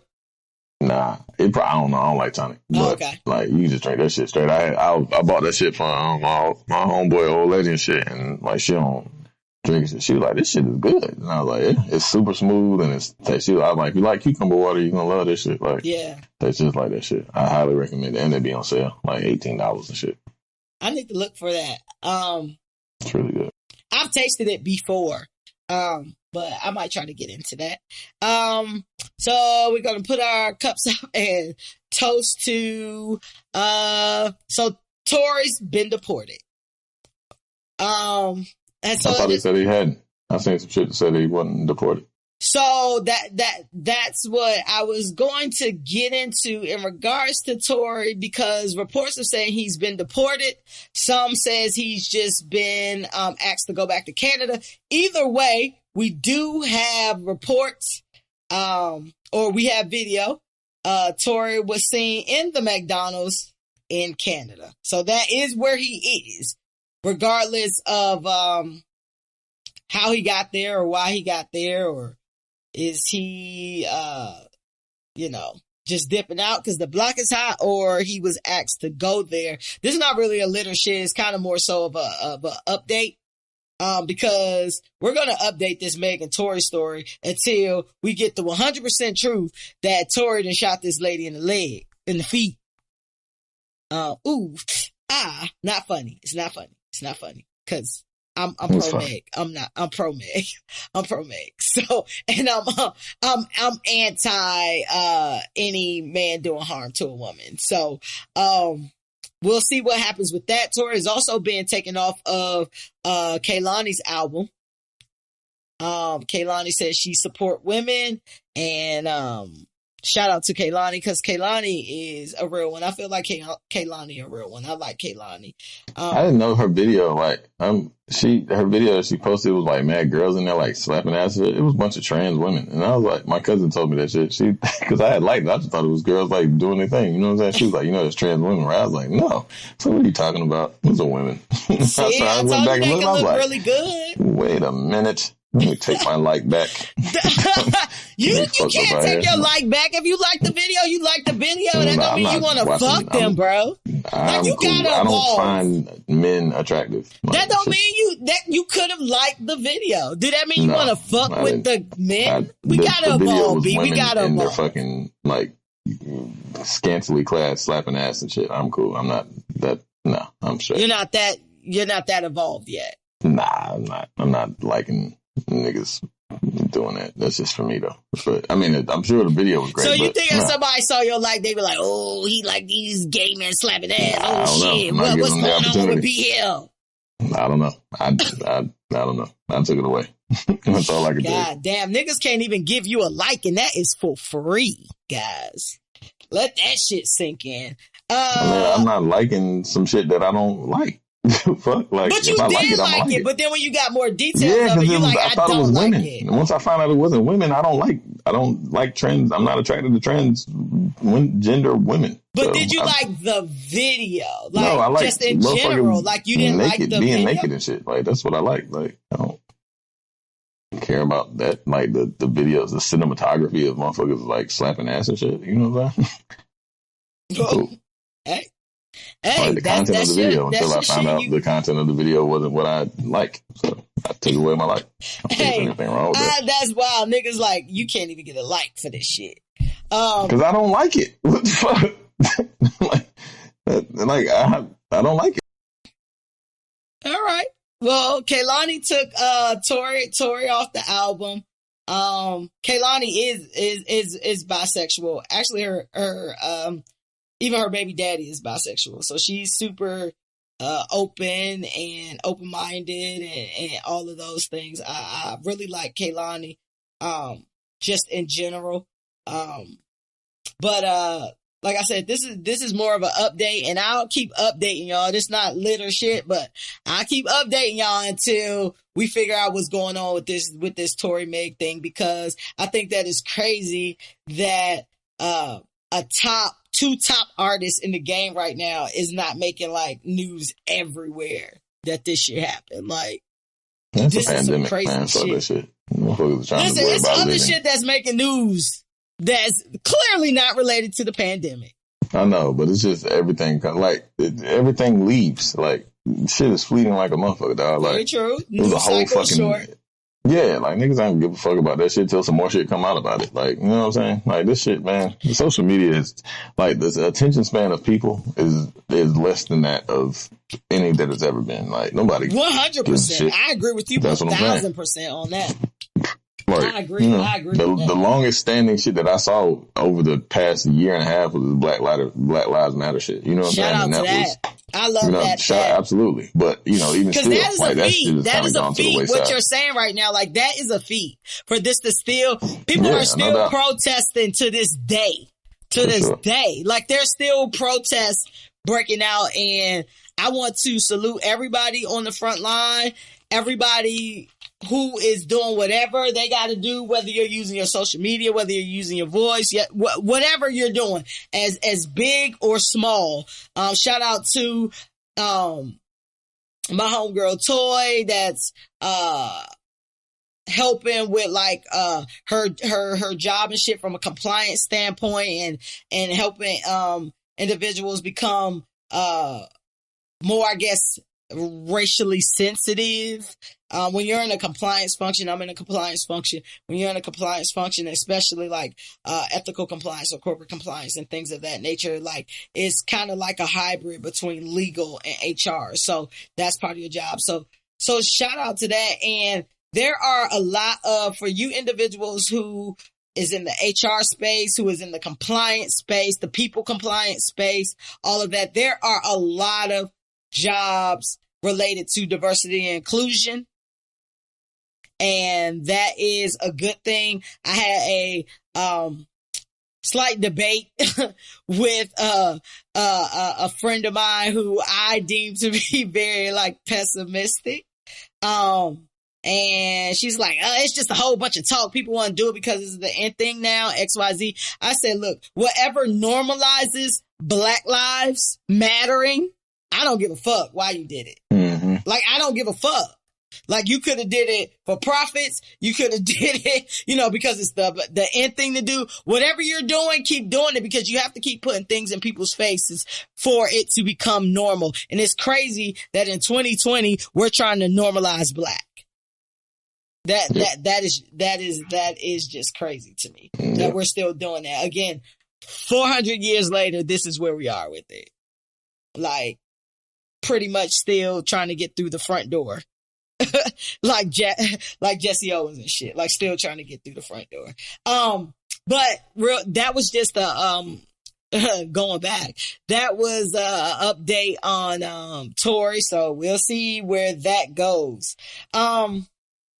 So Tighe, Jose, and Vado, the rapper, was on. They are currently on marriage boot camp. They are allegedly in a relationship, and they went viral because I watched Marriage Boot Camp, and they went viral because this past episode, you see Vado jacking Tighe up in a very aggressive, pseudo-violent type way.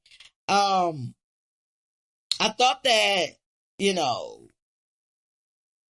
Marriage Boot Camp, I've never really seen a lot of domestic happenings on Marriage Boot Camp. But this was interesting because it brought out a lot of opinions. There were exes talking about this story, exes of Vado and Tighe. Individuals said that WeTV was capitalizing on domestic violence. Did you see Marriage Boot Camp or the clips? Yeah. Of what happened? Yeah, I saw clips. Initially, like, what was your thoughts when you saw that clip? I mean, I don't condone any man putting his hands on women, so I wasn't feeling that shit, you know what I mean? But I didn't know it was a, backstory to it and all that shit, but it didn't make me want to tune in because I thought that shit was corny. Like, that's the clip that y'all post, you know what I'm saying? Which I get. I mean, you got to put butts in seats, but at the same time, and it was the NBA was, premiering and all that shit, so they're trying to get all the people that they can, but I don't know, man. Shit was corny. I don't support that type shit. There was backlash that WeTV was capitalizing on domestic violence. I think you kind of touched on it a little bit when you said the put butts in seats comment. Do you feel like that? Like they're capitalizing on potential domestic violence? Yeah, I mean, that's what I'm saying. Like that was a clip that they put out. Like they could have not put that clip out. You know, of course. I mean, it was a spoiler. I mean, not a spoiler, but it was like kind of like the ending of the show, right? No, it's not the ending. They're actually only in the middle of the season. There are like 5 more episodes to go. They're at Marriage Boot Camp. So I watched Marriage Boot Camp. I've watched Marriage Boot Camp since the beginning when they used to have like regular people on there. And then they kind of went into like the celebrity Marriage Boot Camp. So what's interesting about Marriage Boot Camp is in the past probably like 3 or 4 years, when they started doing the celebrity Marriage Boot Camp, they would have like these rappers on there, right? So like, who was on there? There's been several rappers on Marriage Boot Camp, but like the rappers were always like the most lit, right? On Marriage Boot Camp. So they have all these white people on there from the Hills and other reality shows and shit like that, Jersey Shore, like all these people. And then they had the rappers on there, but the rappers were always like the most fucking lit. So then they went into Marriage Boot Camp hip hop. Again, goes back to black people are lit. Like now they've kicked out all of the white people and it's just hip hop. But pretty much black people, because everybody is not involved in hip hop. Like this season is Tighe, is Hazel E, is Phaedra. B Hill probably don't know half these people that I'm talking about, because they're reality show people. Or black people or hip hop. Corrupt is on there. Corrupt is a whole fucking like alcoholic. Like he's a drunk. It makes me sad looking at Corrupt, go through these things, but they've made a whole hip hop edition of Marriage Boot Camp where basically hip hop is then code for urban, which is then code for black, right? But my thoughts on this shit is I've never been on a reality TV show, although I've been watching reality TV shows since The Real World, which is the grandfather of reality TV. The Real World and Cops are the blueprint for reality TV, in case you guys don't know. But my whole thing about it is they can't project anything you didn't do. Like, they can cut the shit and slice the shit up, but that ain't gonna make them damn superimpose you fucking jacking a bitch up. You know what I'm saying? A little bit of backstory. Tighe did, in fact, throw apples at this nigga. They were having this exercise where you were able to, they had these shock wristbands on that almost looked like house arrest bracelets or whatever. And they gave you a secret list that your partner does to either incite in a conflict or to avoid a conflict. And whenever your partner did one of these things, you were able to shock them. And with that, Vado started shocking Tighe. Tighe didn't know why she was being shocked. Tighe then went off on Vado and threw like 3 or 4 apples at this nigga head, which pissed Vado off. Then it fast forward to them in the living room getting their lesson for today. And when they get to Tighe and Vado, they're talking about the shit and Vado just goes off. And he's pissed about the shit and like he jacks her up, which incites this whole media outrage and things like that. I feel like as far as capitalizing on domestic violence, like it is people who are going through these things and they need to see like what the fuck that happened. And a person can't, a company, a production company, a channel cannot put anything on you that you didn't actually do. So I don't have any problems with them posting these fucking clips, but that's just me. kind of going back to what you said, be like, they got to put butts in seats, and you're providing content for those butts in those seats. If you go in there and you be boring as fuck or whatever the case may be, because at the end of the day, this is entertainment. Whether you are on the receiving end or the giving end of entertainment, like, it is entertainment. But what struck me is interesting is we're talking about Tighe, right? And we're talking about Vado. Tighe is the ex of Joe Budden. Vado is the ex of Angela Yee. I know that. Yes. Yes. So, Angela Yee and Vado was together for a minute, and she talked about it, outside of like lip service and shit like that. Like, she would occasionally bring it up on like the Breakfast Club, but they used to date and they were really serious. And I feel like maybe Vado cheated on her or something like that. However, both of those exes are public figures who talk about pop culture and gossip and things of that nature. Do you think that if being in the same position, this podcast and your ex was someone in the public eye, would you feel comfortable speaking about an issue related to your ex? Or are you just going to do your job as you normally would?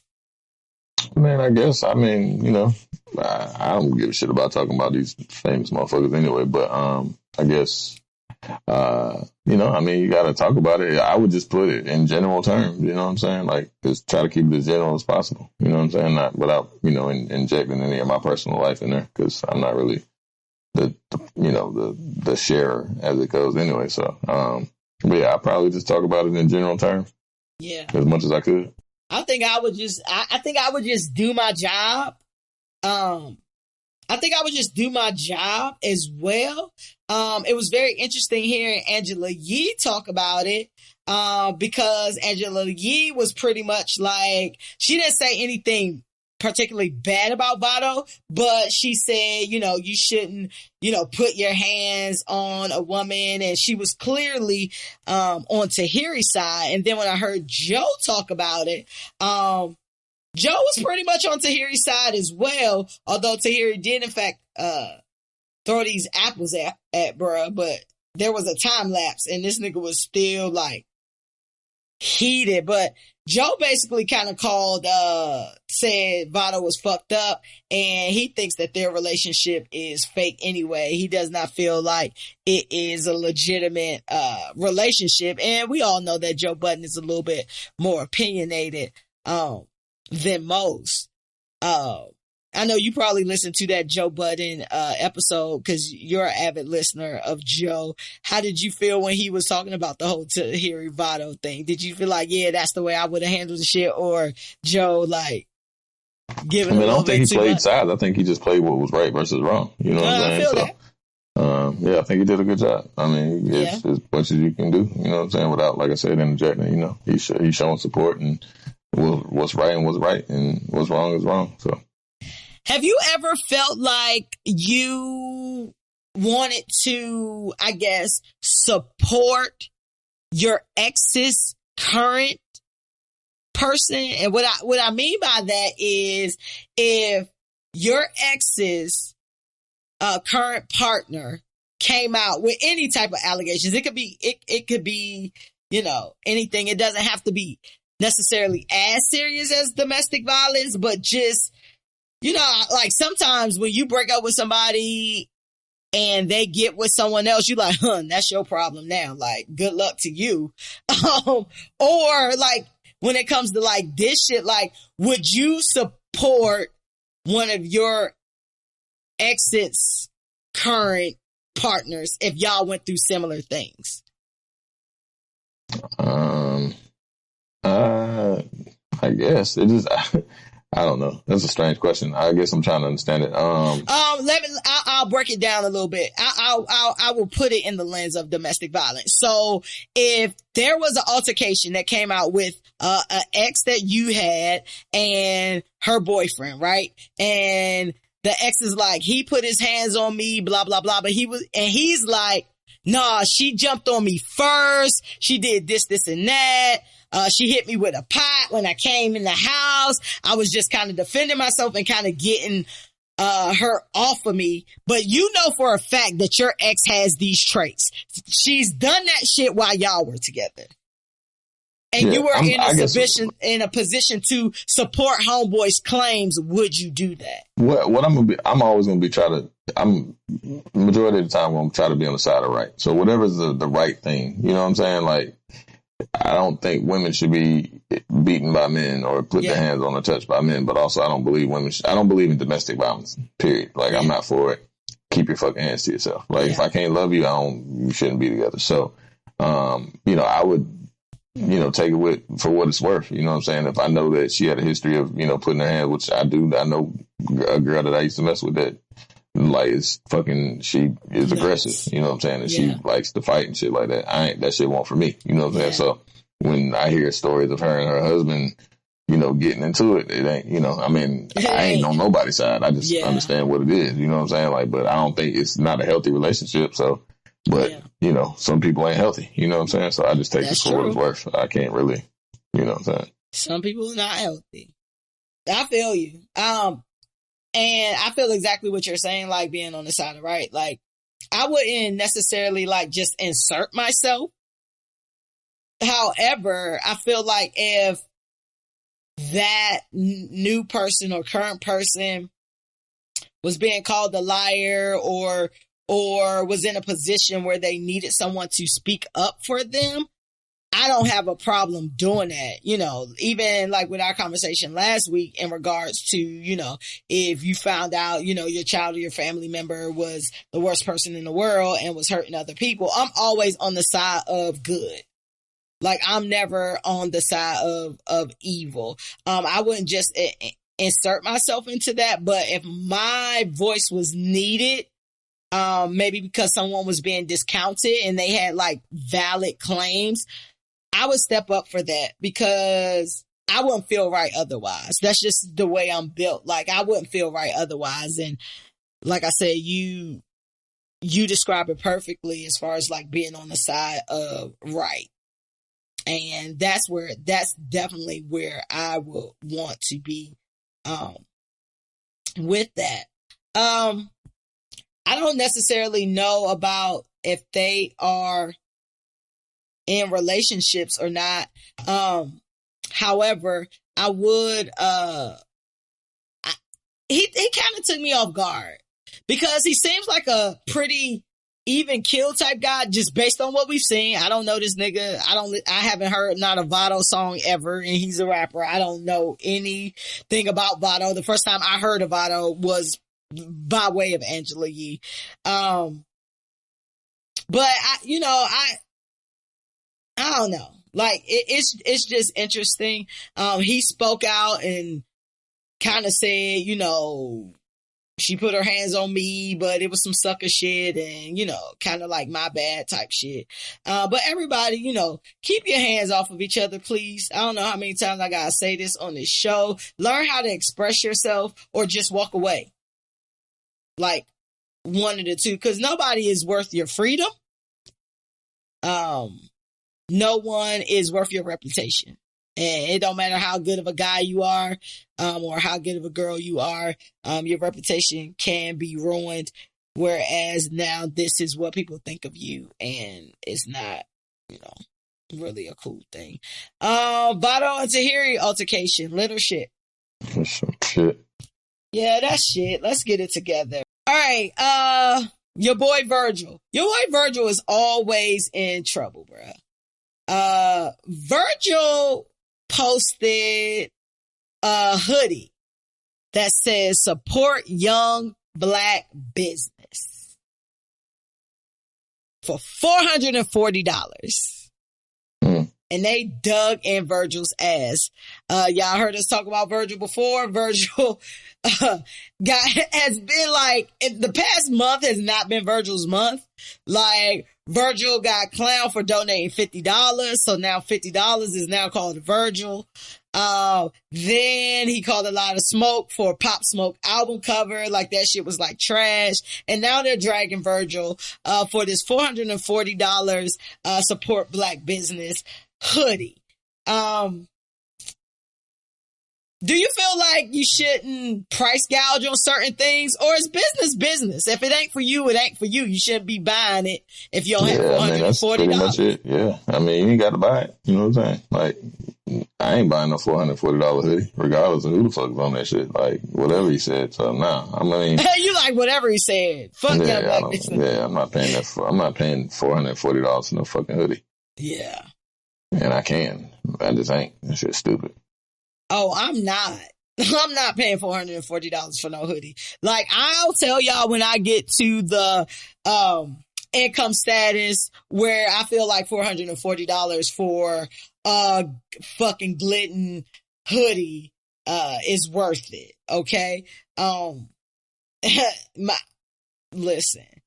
I have debates all the time about what I can afford and what I can't. And niggas always try to tell me, oh, you can afford it. Just because I have the money to buy this doesn't mean it's a good idea. Not for me, not for my pockets. Whatever you choose to spend your money on, you choose to spend your money on. You know how you want your drip to drip. I feel like I can drip without going broke. So I feel like, you know, support young black business. It's kind of one of those things where I get it. Like, if you don't have 440, you don't have 440, so you shouldn't be looking at the shit.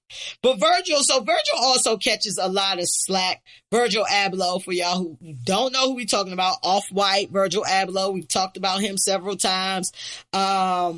On here. I tried to get those Off-White 4s so I can flip them. That shit didn't happen. So you would have probably saved them and more of them shits. No, I wouldn't have. I would have flipped them shits. That was the only reason I was buying them bitches. Them shits was $200. Before they even came out, they were worth $1,300. I was getting my bread. I don't give a fuck about none of that. Like, I love shoes and I love all that shit, but I also like $1,100 profit. I get it. And they probably worth more than that right now because people still trying to get them shits. I think I've seen them for as much as $2,300. No, give me my money. Listen, I buy shit because I like shit, not because I need niggas to validate me in my shit. Like, I don't need Off-White sneakers. Like, them shits fire. Them shits was super fire. Don't get it twisted. But yeah, money feels a lot better for a sneaker I'm probably gonna wear 3 times. I got like 400 pairs of sneakers. Like, I ain't really tripping. Hey, I ended up getting them 12s though. The gold and black 12s. I did pay over retail. However, it was in my range of over retail. I ended up paying $180 for them. They were $140. Oh, okay. So that was in my range. I've paid as much, me personally, I've paid as much as $260 for a pair of shoes. But that has been my max out. But that was because the shoe was $250 plus tax. Gotcha. Yeah, so I haven't worked my way up to designer sneaker levels yet. And I really need to know what my income needs to look like for me to be at designer income sneaker levels. But hey, shout out to everybody who tried to help me get those sneakers, because I posted that shit on my Instagram story and I had mad people reach out to me trying to help me out. So shout out to y'all. I love my Instagram followers. But yeah, I'm pretty much lit or shit with Virgil's charging $440. I think that is lit because I feel like if you can get $440 out of niggas. Fuck it. All right. It would be great if part of it was going towards Black Lives Matter or some type of charity or something like that. But at the end of the day, you decide to spend your $440 for the shit. So you spent your whole fucking Forever 21 retail check on this one hoodie. So that is what it is. Well, you said that is shit too? Yeah, sure. So Logic is retiring. The rapper Logic is retiring. And Logic said that the Joe Budden's critique made him part of the reason he wanted to commit suicide. What a pussy. Talk about it. What you think about that? I don't give a fuck what Joe Budden talking about. I'm rich and I'm fucking selling out shit. I'm doing amazing numbers. I don't give a fuck what this one fucking washed up ass former, not washed up because he's not, but I mean, but from your perspective, he would be washed up. Like if I'm Logic and you're Joe Budden. Like I done went platinum a million times and sold out X, Y, and Z. Like you suck my dick. Like fuck you, bitch ass nigga. Like that's how I would have kept it. Like yeah. What you talking to? I feel that like 100%. I'm looking at this shit and granted, I'm looking from this shit as a person with that I don't feel like I have like diagnosable mental health issues. I'll say that because shit, crazy motherfuckers don't know they're crazy. But I don't have any diagnosed mental health conditions, right? And I take that back. I don't want to use the word crazy. That's kind of disrespectful. But I don't have any diagnosed mental health issues, right? But I don't know, like, being like for me, keeping it like a band, like, I don't understand bullying from an adult standpoint. Like, I don't understand it. Like, I get it as a kid and you're trying to find yourself and you got these people saying, nanny boo boo, da da da da da, and you're a kid and you don't know how to process that. I really don't know how to process it from an adult standpoint. I personally don't see how verbally an adult can bully me.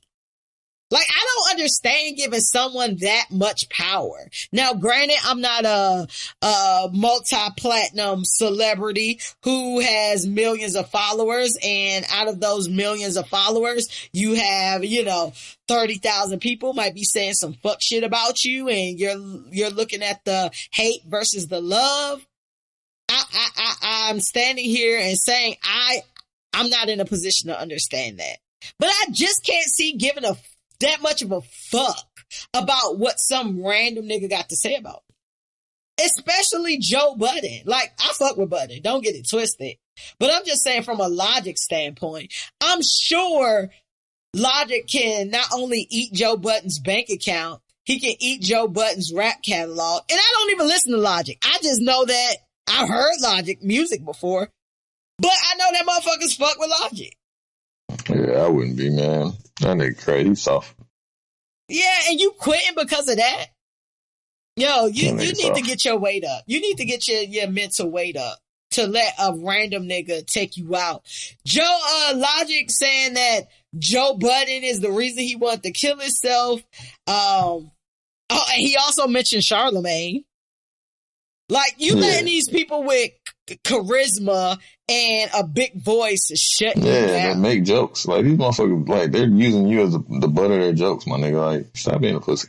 So, that shit, that is, shit. That is super shit on my end.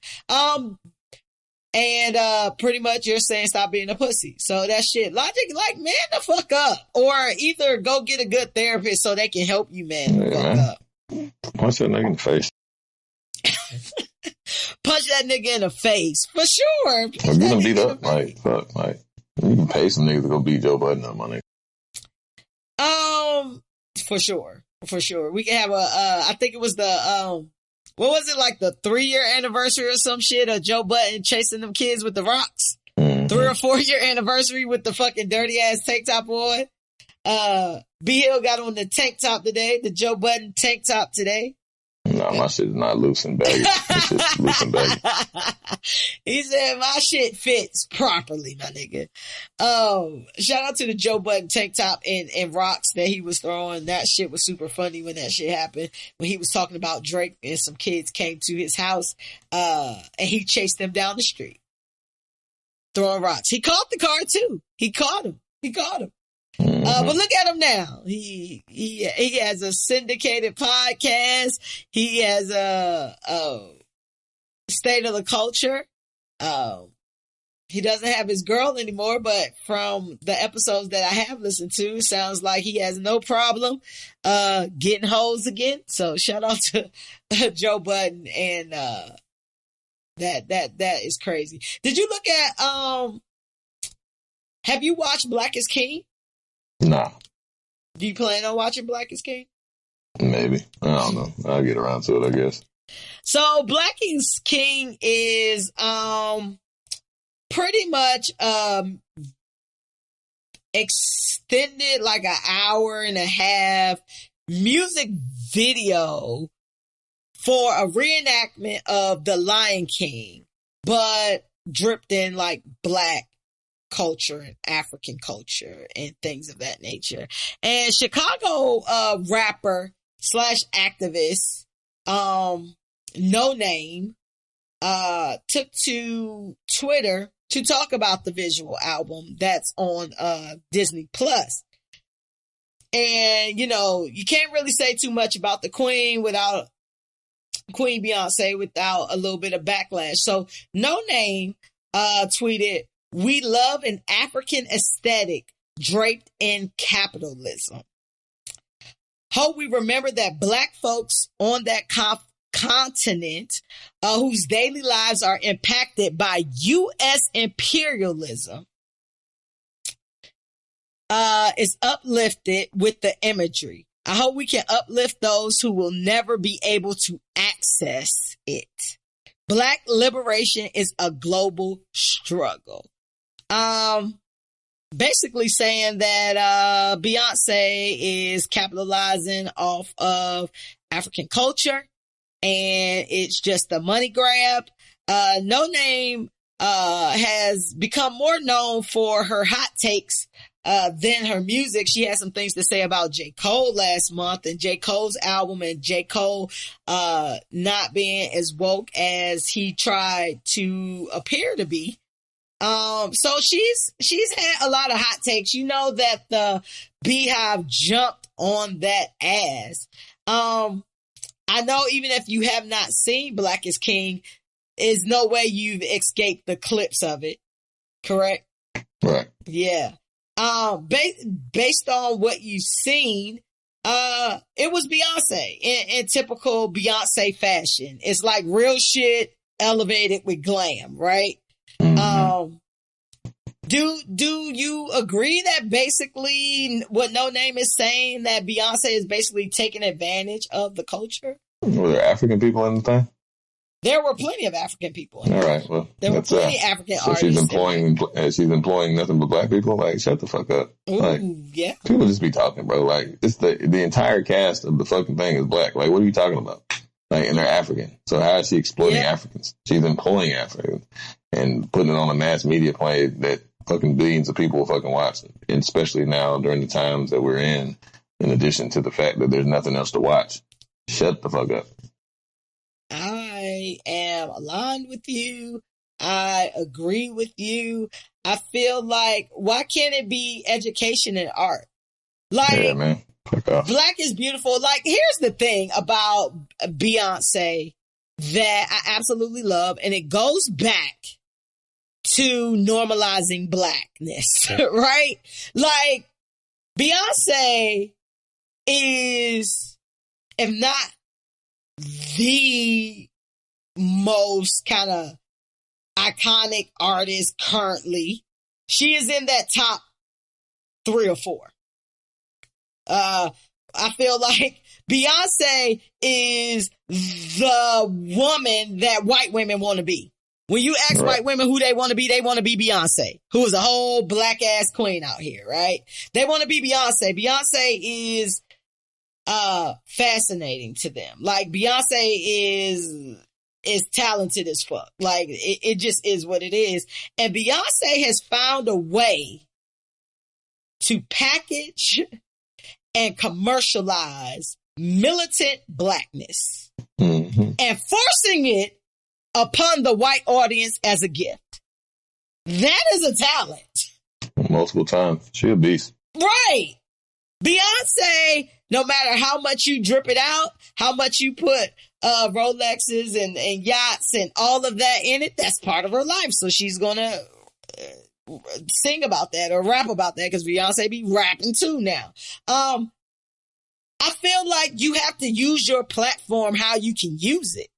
And Beyonce said, I'm gonna take y'all fucking Lion King and make it black as fuck. Not only that, I'm going to employ a bunch of black people. I'm going to employ a bunch of Africans. I'm going to employ these people. And you know what? I'm going to put it on y'all fucking white ass platform, which is Disney Plus. Please know that Walt Disney was a racist. You're putting it on this platform.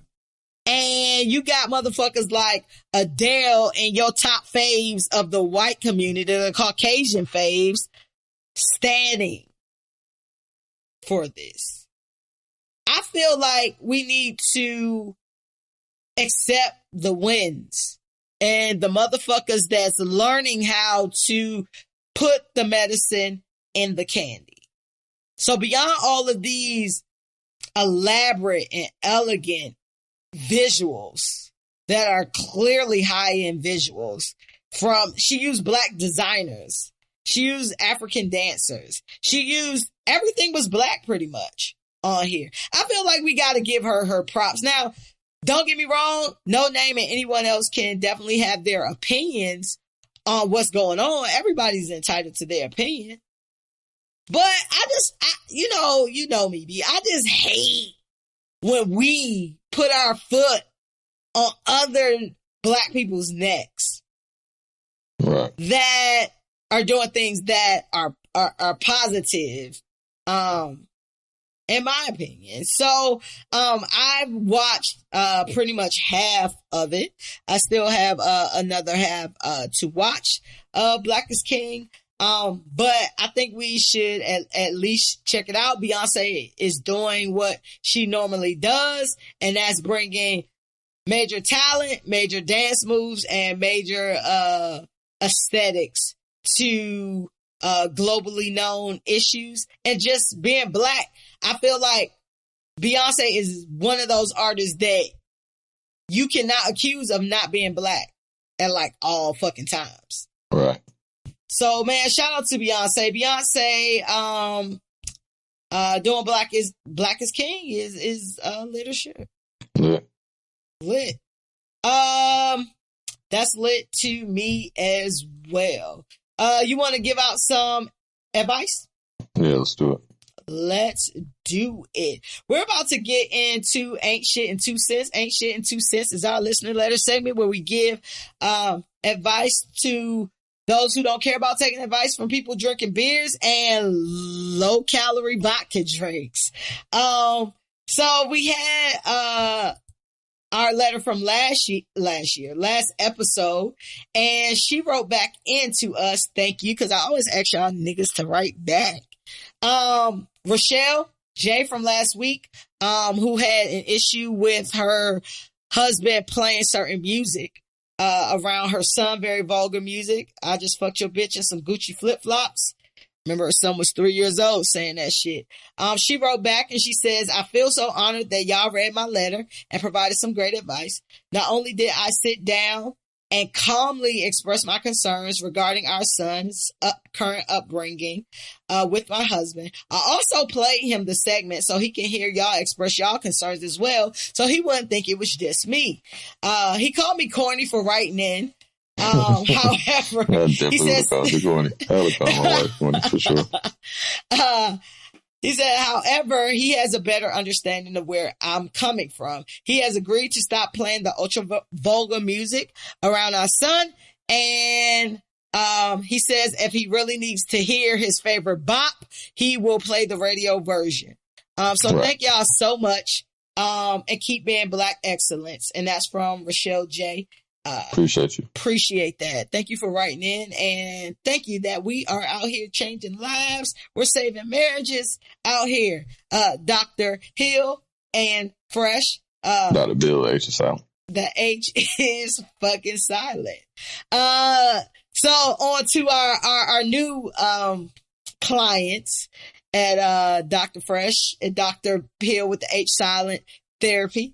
It says, I want to start off by saying I am a white girl and I love your show. Shout out to you, white girl. I feel like you guys are very truthful, passionate, and entertaining. I learn a lot and I laugh a lot. Thank you for the laughs and education during this time in our history. And then, my pleasure. Thank you for the warm remarks. Exactly. Appreciate it. So it goes into her letter, which I've edited down just a little bit, but it says 2 days ago, my team was instructed to come into the office for an emergency announcement. We received the word that our former VP of operations will no longer be with the company for undisclosed reasons, of course. And this highly competent African-American woman would be promoted to his position. She will become my boss's boss. After the announcement, everyone parted ways to head back to remote work. Instead of leaving, I decided to go to my desk and pick up some things while I was in the building. Ended up staying for about 45 minutes. As I am leaving, I hear a voice talking on the phone. It is my boss complaining about how he got screwed over for the role to a black bitch. His words, not mine. And how they promoted her because black is the in thing right now. I was in shock. I immediately changed my direction and took an alternate route out of the building because I didn't want to pass his office and have him see me. I've been thinking about this for 2 days and I don't know what to do. Should I report him to HR? Should I leave it alone? Because both of these people make way more than I do. Is it just a part of the game? I can't afford to be retaliated against and lose my job. However, I don't want to work for a racist, misogynist asshole either. I knew he was not the most PC guy in the world, but I didn't think he was this extreme. What do you guys suggest? I'm currently stressing out. And this is from Izzy I. Izzy be a Karen. What would Karen do? Karen. WWKD. What would Karen do? Karen would call the fucking police. So you can't call the police necessarily, but I would fucking rat on his ass. Fuck that shit. Use your white privilege. Like, you're a white woman in the workforce. You got a lot of fucking leverage at this point, too. Use your fucking privilege. Well, he's a white man in the workforce. A white man trumps white woman. Kinda. I mean, depending. It's kind of, it depends on, now that you got a black woman that's the VP and the director of operations, you got to use what you got. So, I ain't really for snitching and shit, but when it comes to racism and shit, I can't really slide. Yeah. So, yeah, put that shit on Front Street. Air that shit out. What would Karen do? That is a good acronym. Listen, this letter was amusing to me because it's in my field of work. I definitely feel like you should say something. Depending on how big your company is or what their structure is, you should have a hotline, an anonymous hotline in which you can call. I don't know. Again, I don't know how big your company is, but you can always call this anonymous hotline if you have one, and voice your concerns for an investigation. However, if you do not have that, you can still always send your information anonymously. So it may be something where you might just want to slide a note under her door. Or you might want to slide a note under the VP of HR or the CEO or someone of that nature in regards to what you saw. If you do in fact choose to go that route, include as much information as you can. Now I'm getting into work mode because this is what I train the workforce. Please include as much information as you can, because if we don't have the information, it's hard to investigate. I think this is something that you should definitely say something about. I wouldn't be able to chill either, but I'm a different type of individual, personality wise and also work wise, just based on my actual fucking occupation. So this is what I encourage people to do all the time. You should not suffer in silence, because you said that he is not only a racist, but he is a misogynist. And that can be used against you at any point in time. Misogynists cannot really carve out when they're being a misogynist, because microaggressions happen all the time. Izzy, you need to say something. And even the fact that you listen to this show, you got to be down with the movement. The fact that this is on your mind, you got to be down with the movement. So I'm just taking from this wee bit of information that I have about you that, you know, you're on the side of right. And sometimes being on the side of right takes a little bit of sacrifice. So I would definitely encourage you to speak up about this in some way, shape, or form. It would be great if you could do it and put your name to it. But at the very least, you need to tell someone. Listen, in my role, I've gotten messages all different types of ways. I've had motherfuckers leave shit in my office. I've had motherfuckers leave shit in my chair. I've had shit sent to me certified mail. I've had somebody tell somebody that told somebody that told somebody, that advised me of what's going on. So if you have, someone that's in control of ethics, your code of conduct at your company, you need to speak up about this, because I don't feel like if you don't speak up about this, if he really feels this way, which is clear he does, even if he can't take it out on his new boss, he can take that shit out on somebody else, a woman or someone of color. And we need these types of people out of control immediately. If they have a little bit of power and a little bit of control, I feel like they need to get the fuck out. So that is my advice for you, Izzy. And I hope you decide to expose this guy. I tell y'all all the time, I don't think that evil people deserve blessings. So I really don't care if a motherfucker lose their job if they doing some fuck shit. It's not you making them lose their job. It's their actions making them lose their job. So that's the side I'm on. Any additional advice for Izzy, or any additional insights for Izzy you Be Hill? Put a nice little button on it. Awesome. Izzy, let us know what you decide to do. We support you. I appreciate you listening to this show. It's great. Tell your other white friends to listen to the show. And if you want some advice from us, A1, free, no copay advice, hit us up at the ain'tshitshow@gmail.com. And that's an X where the I would be in shit. And your letter may get read on the show. You ready to get into some free smoke? Free smoke? Hey, let's do it. Let's do it. We about to get into free smoke. Free smoke is where we talk about any hot button issues. It could be anything personal, politics to petty. It's whatever we want to fucking do. And today's topic is something fun. I thought it would be something fun in which you may be able to learn some interesting facts from B Hill and I. And I'm sure you guys have played this game before, and it's called Two Truths and a Lie. B Hill and I will give two truths and a lie. I will guess what B Hill's lie is, and vice versa. B Hill, you want me to kick it off, or you want to kick it off? I'll start. Okay. When I was born, I was the fourth largest baby in Louisiana history at the time of birth. Okay. Truth today. You gotta give us two truths and a lie. We gotta pick which I didn't one know is I'm the doing lie. the whole thing. Oh, okay. You gotta give us two truths and one lie. Gotcha. Oh, no. Okay. I thought you were saying, it should be one set or... of two truths and a lie. Oh, okay. So the other one, well, not the other one, the other two. I once got busy in a Burger King bathroom. Okay. And I shot at some Mexicans when I was 13 with a BB gun, and I had to go do a tour of Polk Youth Center.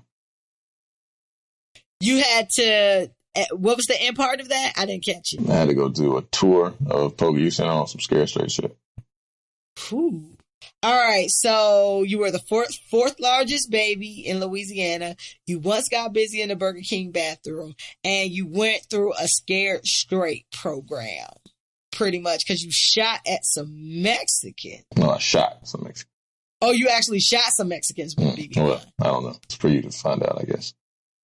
I'm saying, what are you telling me the truth Yeah, is? I shot some Mexicans, and I had to go do a Scared Straight program. I'm going to go with that one. I'm going to go with that one because it doesn't seem consistent to me. So I'm going with the lie. I'm thinking the lie is you shot at some Mexicans. What's the lie? All of this shit is true. It's two truths in a lie, B. Hill. I just told you. I just went through 3. I said so 2 truths and a lie. That's the truth. Okay, so that is the truth. Yeah. Gotcha. Okay, so you did shoot at some Mexicans. Your game. All right, what is the lie then? Because I'm wrong. I guess wrong. I didn't get busy in a Burger King bathroom. However, I did fuck in a McDonald's freezer when I worked at McDonald's when I was like 15. A McDonald's freezer? Tell us about that. Not the freezer. It was too cold in the freezer, but it was in the refrigerator, like the walk-in part. Oh my God. Our nuggets are tainted. The nuggets, it was the orange juice. It was the orange juice. It was standing up. We was closing and shit, and it was me and her and then the manager, but the manager had went he had to go get some shit before closing. Like, was it closed? Like, was it closed and y'all was like cleaning up and shit? Like we were cleaning up and shit, so. And how old was the girl? Like same age, 15, 16. 15. You getting busy in a McDonald's freezer. It was awesome. I nutted mad quick though because it was cold. So like the body temperature change was wild, like because it was cold to warm. It was weird. Oh man. But it was cool. Okay. We ended up like leaving later. I took her home. We fucked again or some shit. I redeemed myself. But at 15, like you was out there at 15. 16, like you was doing 16, some grown shit I was driving, 15, yeah, it was 16. 16. I was driving. But yeah. So tell us about you shooting these Mexicans. What happened? Oh, I was 13 and that was quite a short amount of time for a lot of shit to happen. But yeah, I was 12 or 13. I think I was in 7th grade. I can't remember if it was the summertime. Matter of fact, it was the summertime going to 7th grade. So I just had turned 13, I guess. I don't know. Who the fuck knows? Okay. But anyway, yeah, me and my homeboy, he had a bunch of BB guns and shit. And, like, we were just bored as fuck at the crib. And we were, we used to, act like we were snipers and shit. So it was like some Mexicans that were cutting grass. And, the landscapers? Yeah, it was the landscapers. And, so the motherfucker was like, we had the BB guns and shit. We were shooting at him out the window and shit. But he ain't moving or flinching. You know what I'm saying? Like, he on the riding lawnmower and shit. He ain't making no movements and shit. And I'm like, man, this shit don't work. It was ragged ass fucking guns and shit. So, next thing we know, like maybe 20, 30 minutes later, the Mexican nigga ring the doorbell and shit. And my dumbass homeboy, we at my homeboy house, he answers the fucking door like a dumbass. And, the motherfucker, he can't speak no English. He I shot. Like, he pointing to his neck and his fucking chest. Like, we wet this nigga the fuck up. Like, Word! This nigga got mad fucking, little BB marks and shit. This nigga is fucking. He called the police? Yeah, he called the police. Right. And then, first what he did, he came back with his homeboys and shit. And my mom, spazzed on them niggas and was, about to slice and, punch the nigga because he said he was going to do something. It was really, they couldn't speak hardly no English. He came for smoke. He wasn't coming to report, hey, your kid shot me. Yeah, he called the police afterwards, but he came back because, he came back. I don't know if they came back or they just finished their job or some shit, but I think my man told his mom and his mom told my mom. And then that's, they went and, met the Mexicans and shit. In the what's her name, and he said some shit that my mom didn't really understand, and it sounded like he was gonna do some shit, and she just lost it. She just my mom was a fucking firecracker. So she just started spazzing and shit.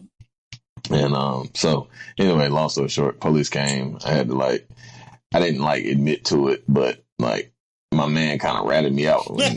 Incidentally, he's a fucking police officer and shit now.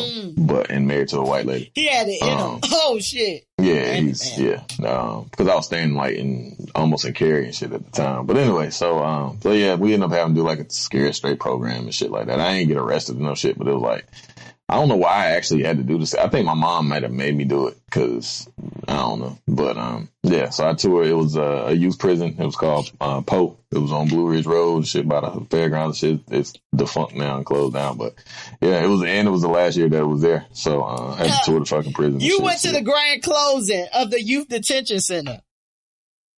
And then I was the fourth largest baby at the time of birth. When in 1983, I was born 12 pounds, 6 ounces, 24 inches. 12 pounds, 6 ounces. Mm-hmm. Nigga. Yeah.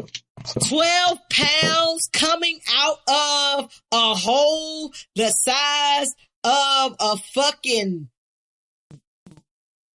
Yeah, it was in Louisiana. Like, I was supposed to be born way later. I mean, I was supposed to be born like 2 weeks earlier and shit. I still was gonna be big as fuck, but they kept me in there a little longer than I should have. Nigga, you was Lil Duval size when you was born. That's a fact. I definitely was big as hell. Damn. Yeah. So. Alright. Since you got busy in the Burger King bathroom, I got 2 truths and a lie, like kind of sex related. So I once had sex with a friend's ex in a park in broad daylight. Pre-COVID, I went to a sex party and ran into an old professor. And the third one is I first received oral sex at 14. Really nasty. Damn, this is the most vulnerable I've ever heard you. All right. That's why I tried to give y'all something. I said I would go try to let them learn something about me. Since I'm very measured with what I say. So what was about the head now? What was about the head now? 14, first time I got some head. Oh, I believe that. Pre-COVID, I attended a sex party. I believe that. And ran into an old professor. I believe that. And the third was I once had sex with a friend's ex in a park in broad daylight. I definitely don't believe that. All right, so that is actually true. Really? Yes. You were naked? Did you say you were butt naked? I didn't say butt naked. I said had sex in broad daylight. So, okay. So it's a park. My family is about to learn a lot. There is a park near my old crib called, not at all, it's called Meridian Park. It has like a waterfall and all of that.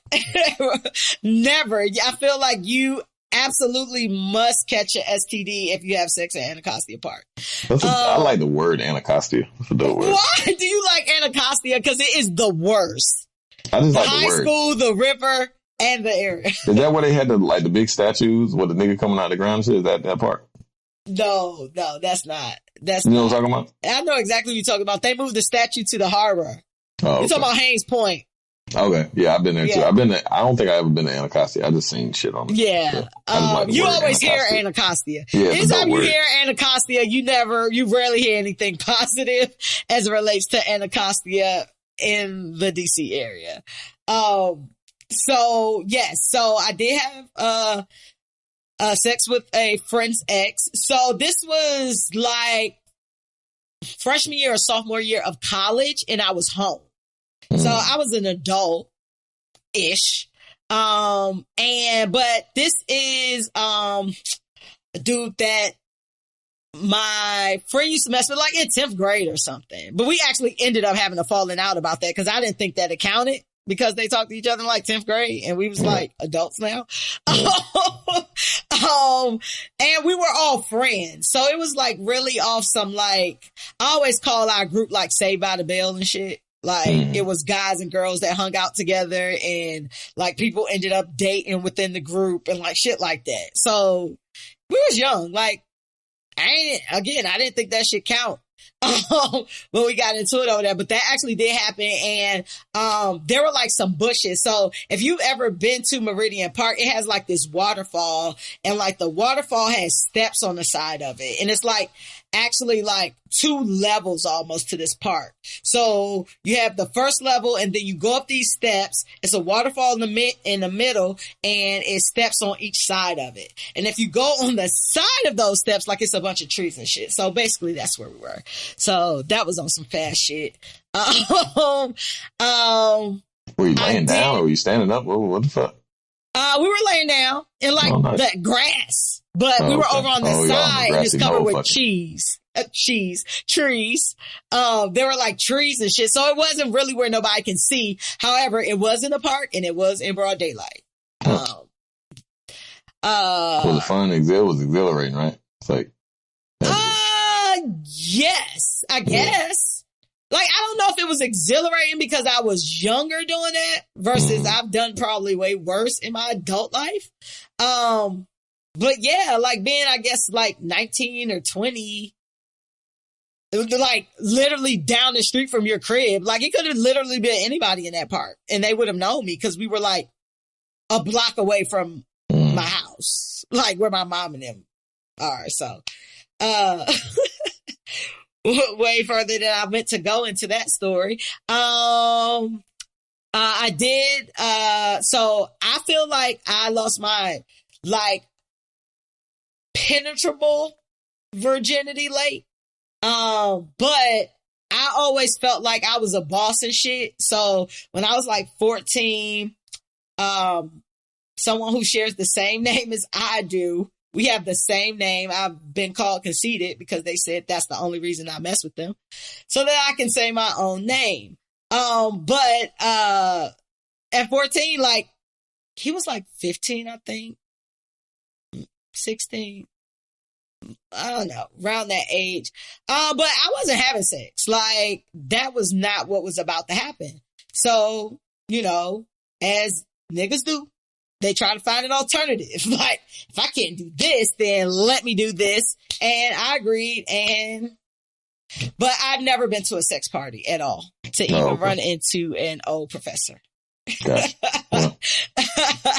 Oh, go. What you got next? I thought we only doing that round. You said that's what the thing said. That's what the come text up said. with 3. I thought three, like, meaning like, and I thought we were going to do round for round, like coming up with those are the 3 that I had. So you never played 2 Truths or a Lie? Nah. Okay. Nah. That's probably why I'm sorry. I probably should have explained a little bit better because I thought everyone has played 2 Truths and a Lie before. It's kind of one of those like standard, like drinking games pretty much. Nah, I ain't never played that. So. Really? Okay. Well, I'll give you another one. I'll give you one more, and then you can think of if you can come off the cuffs with 2 Truths or a Lie, because usually it's off the cuff anyway. I just gave you a little bit of time to prepare. So I'll give you my 2 Truths and a Lie. I maintained a straight A average from 9th grade to 11th grade. I had a D average my first semester in college. And D as in David? Yes. And the third one is, I was once the only black girl in my grade, and I had a major crush on Kirk Cameron, from Growing Pains. I think that you probably did, your first semester, you probably did have a D average in your you said first semester of college? Yeah, my first semester in college. Yeah, I probably that sounds reasonable. And then, I don't know about the white shit. Did you go to like I don't know about the white shit. You can't ask additional questions. Oh, but you can make an assumption based on whatever you think, though. I mean, it's DC, so unless you went to a private school or some shit, I don't think it would be a whole lot of white folks in DC at that particular time. Yeah, I'm gonna go with that's not true. Okay. So that is actually true. Oh, really? I don't know if you remember me telling you, but I've lived in Wisconsin before when I was really young. Milltown. Right. Yeah. Cause you sent me something the other day, like this your cousin. Nah, you ain't look at the whole thing because it was a bunch of different, like, it was a bunch of kids. I can tell you ain't look at the I whole. looked at the kids. Oh, I looked at all the kids. Yeah. I looked at it. Yeah. Could have been, you never know. Could have been some of your kin. Because that's why I be looking at them old fucking pictures and shit. Like, yo, there might be some fucking family, like, especially like North Carolina and fucking Louisiana and shit. True. Never know. So my dad's family migrated to Wisconsin. And my mom's family, and they're both from Mississippi, but my mom's family migrated to DC in like the 60s, I want to say. So they all kind of left Mississippi around that time. And like when was my mother born? So it had to be before. My mother was born in Mississippi, but she was 1 when she left. So take away whatever 61 years is, because my mom is 62. So around that time, my family started migrating to the different places. But I was born in DC. I lived in DC, and around first grade or so, or third grade, I moved to Milwaukee for 3 years. And there are Black people in Milwaukee, regardless of what you guys think. But the school that was I don't know if it was in my district or what, because that was the only time in life I rode a school bus to get there. And it was probably like 30 minutes away. And it was at this school called Lincoln Elementary School. And it was white as fuck. Like, it was white. At one point in time, I was the only Black girl in my grade. And at one point in time, I was the only Black person in the grade. So one time only Black girl and the only Black person in my grade. And I had all white friends. I remember their names being Alicia and Rachel. Shout out to them if y'all ever come across this podcast. This was the little Black girl that y'all played with when y'all was young. I used to stay over their house, but they liked the white boys and I liked the white boys too. Yeah. Like, what the fuck? Like, I can't even imagine me. Like, what the fuck? It's just assimilation, man. I love product of the environment, some of your experiences. That's true. That's very true. Like, I think about different things that happened in my life. Like, if I wouldn't have went to a HBCU, or if I would have went to this school versus that school, or if we would have stayed in Milwaukee, like, I would be a totally different person right now. For sure. But the only thing that's really like a half true is I maintained straight A's from 9th grade through 11th grade. I had straight A's from 10th grade to like half of senior year. So, that's dope. But, you know, I was still killing my shit, but I definitely had a D. So that leads you into this D, because this D pause. That leads me into this D, my first semester of college, because I thought I was smart and shit. So I thought I was going to go party for 4 days out the week and still fucking smoke tests. And, that academic probation got me right in line. Okay. I got lined up real quick. Nice. You got 2 truths and a lie for us before we can wrap it up? Let's see. Yeah, that's a good. Fuck. I was trying to think of some shit, but then I was enthralled in your shit. Let's see. Tell us a basketball stat that may be true or false. Yeah, I don't fuck that. I'll try to help a nigga out. I know, right? Fuck, man. Nigga, you be lying and shit. You got. I know. I'm trying to think what I be lying about. Oh man! I'm all out. I don't know. Right. I'm That's cool. fried. I will put you out of your misery. Yeah, that was tough. and wrap the show. I want to thank you guys for listening. Make sure you subscribe to the show. And follow us. You can either go to theaintshitshow.com. The X is where the I will be in shit, or you can follow us on Twitter, IG, listen to us on Facebook. You can listen to us on YouTube. All that shit. Leave a comment, man, and write reviews on the platforms in which you can write reviews. And y'all know, we like to end the show with a quote. And today's quote is, don't ever attach yourself to a person, a place, a company, an organization, or a project. Attach yourself to a mission, a calling, and a purpose only. That's how you keep your power, and that's how you keep your peace. And until next week, I want y'all to manifest y'all destiny, wash y'all hands, Black Lives Matter, and the marathon continues. Goodness.